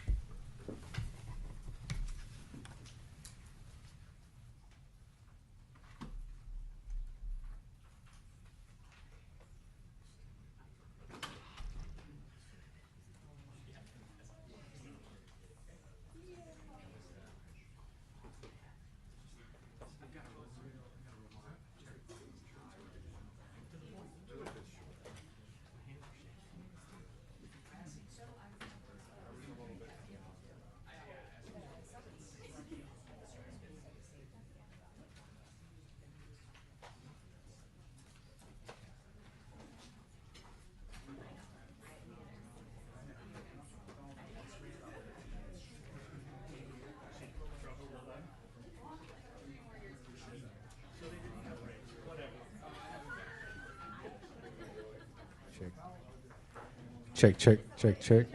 Mic check. Months is that we're going to get a lot of input from different sources outside of the Fed, influencing how Fed policy is conducted, how Fed communication is conducted.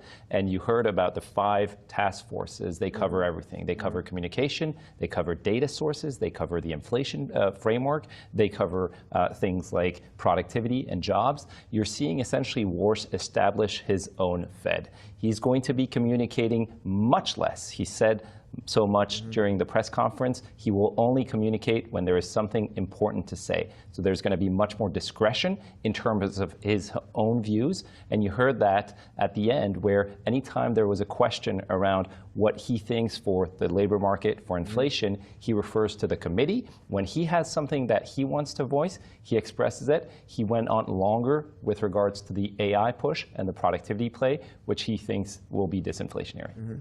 Is this going to cause more volatility in the markets, Stephanie? Because, you know, and this is something that Brian Jacobson over at Annex sent after the statement, but before the presser. He said, Warsh turned the table over in the Eccles building with a radical simplification of the Fed's policy announcement.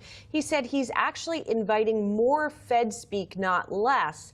Now every Fed president will fill the gap left by the punchy policy announcement. This could backfire. Do you think that'll happen? I think it'll really depend on the economy. I mean, at the end of the day, even with the dot plot, we are all trying to figure out what the Fed's reaction function is to the changing nature of economic data. And we oftentimes end up at this SEP report and everything is stale from the last time that we had it because the world had changed. I don't think that's going to change. The market's trying to piece together what the Fed is going to do. But I think they're going to focus on different things. Exactly, like Fed speak could be a lot more important, and it could be maybe this task force. Or one thing I think that was really important that he said is the way that the SEP currently is. And I think there's definitely room for Fed communication to evolve and not be completely stripped away. And we're going to have to wait and to see what these task force come with. Greg, a couple times he was asked about whether they're restrictive. And he says, well, it's mixed. He said, depends on where you're looking. He says he sees some restrictiveness in housing. Hard to use those same words, he said, anywhere else. I thought that was interesting. What did you make of that? Well, I think it's, again, not wanting to reveal his own cards as to how he thinks monetary policy is evolving, because you've heard in the past with Chair Powell, he was mentioning the fact that monetary policy, he believed, was moderately, marginally restrictive.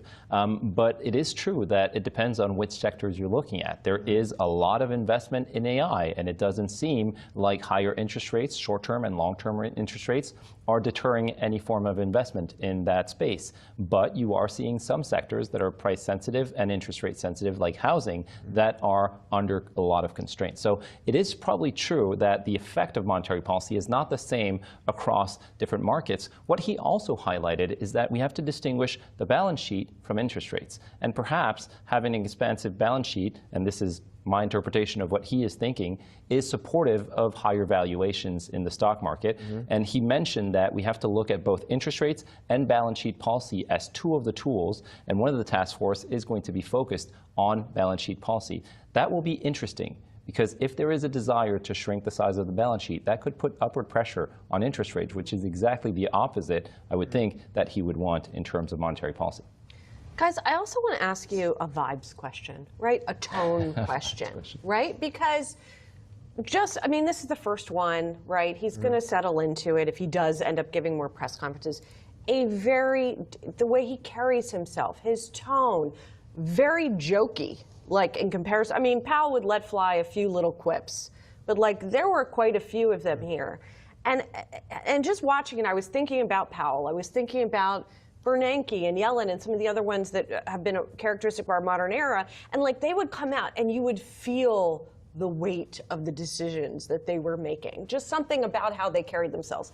I didn't get that from Kevin Warsh today. And like, who can blame him? He's won this gig for a long time. He's having some fun. He's setting up task forces. He wants to like shake things up, which is, I think admirable in some measure. But like, I don't know. I'm just curious what did you think of it, Greg? I think he's great with words. Yes.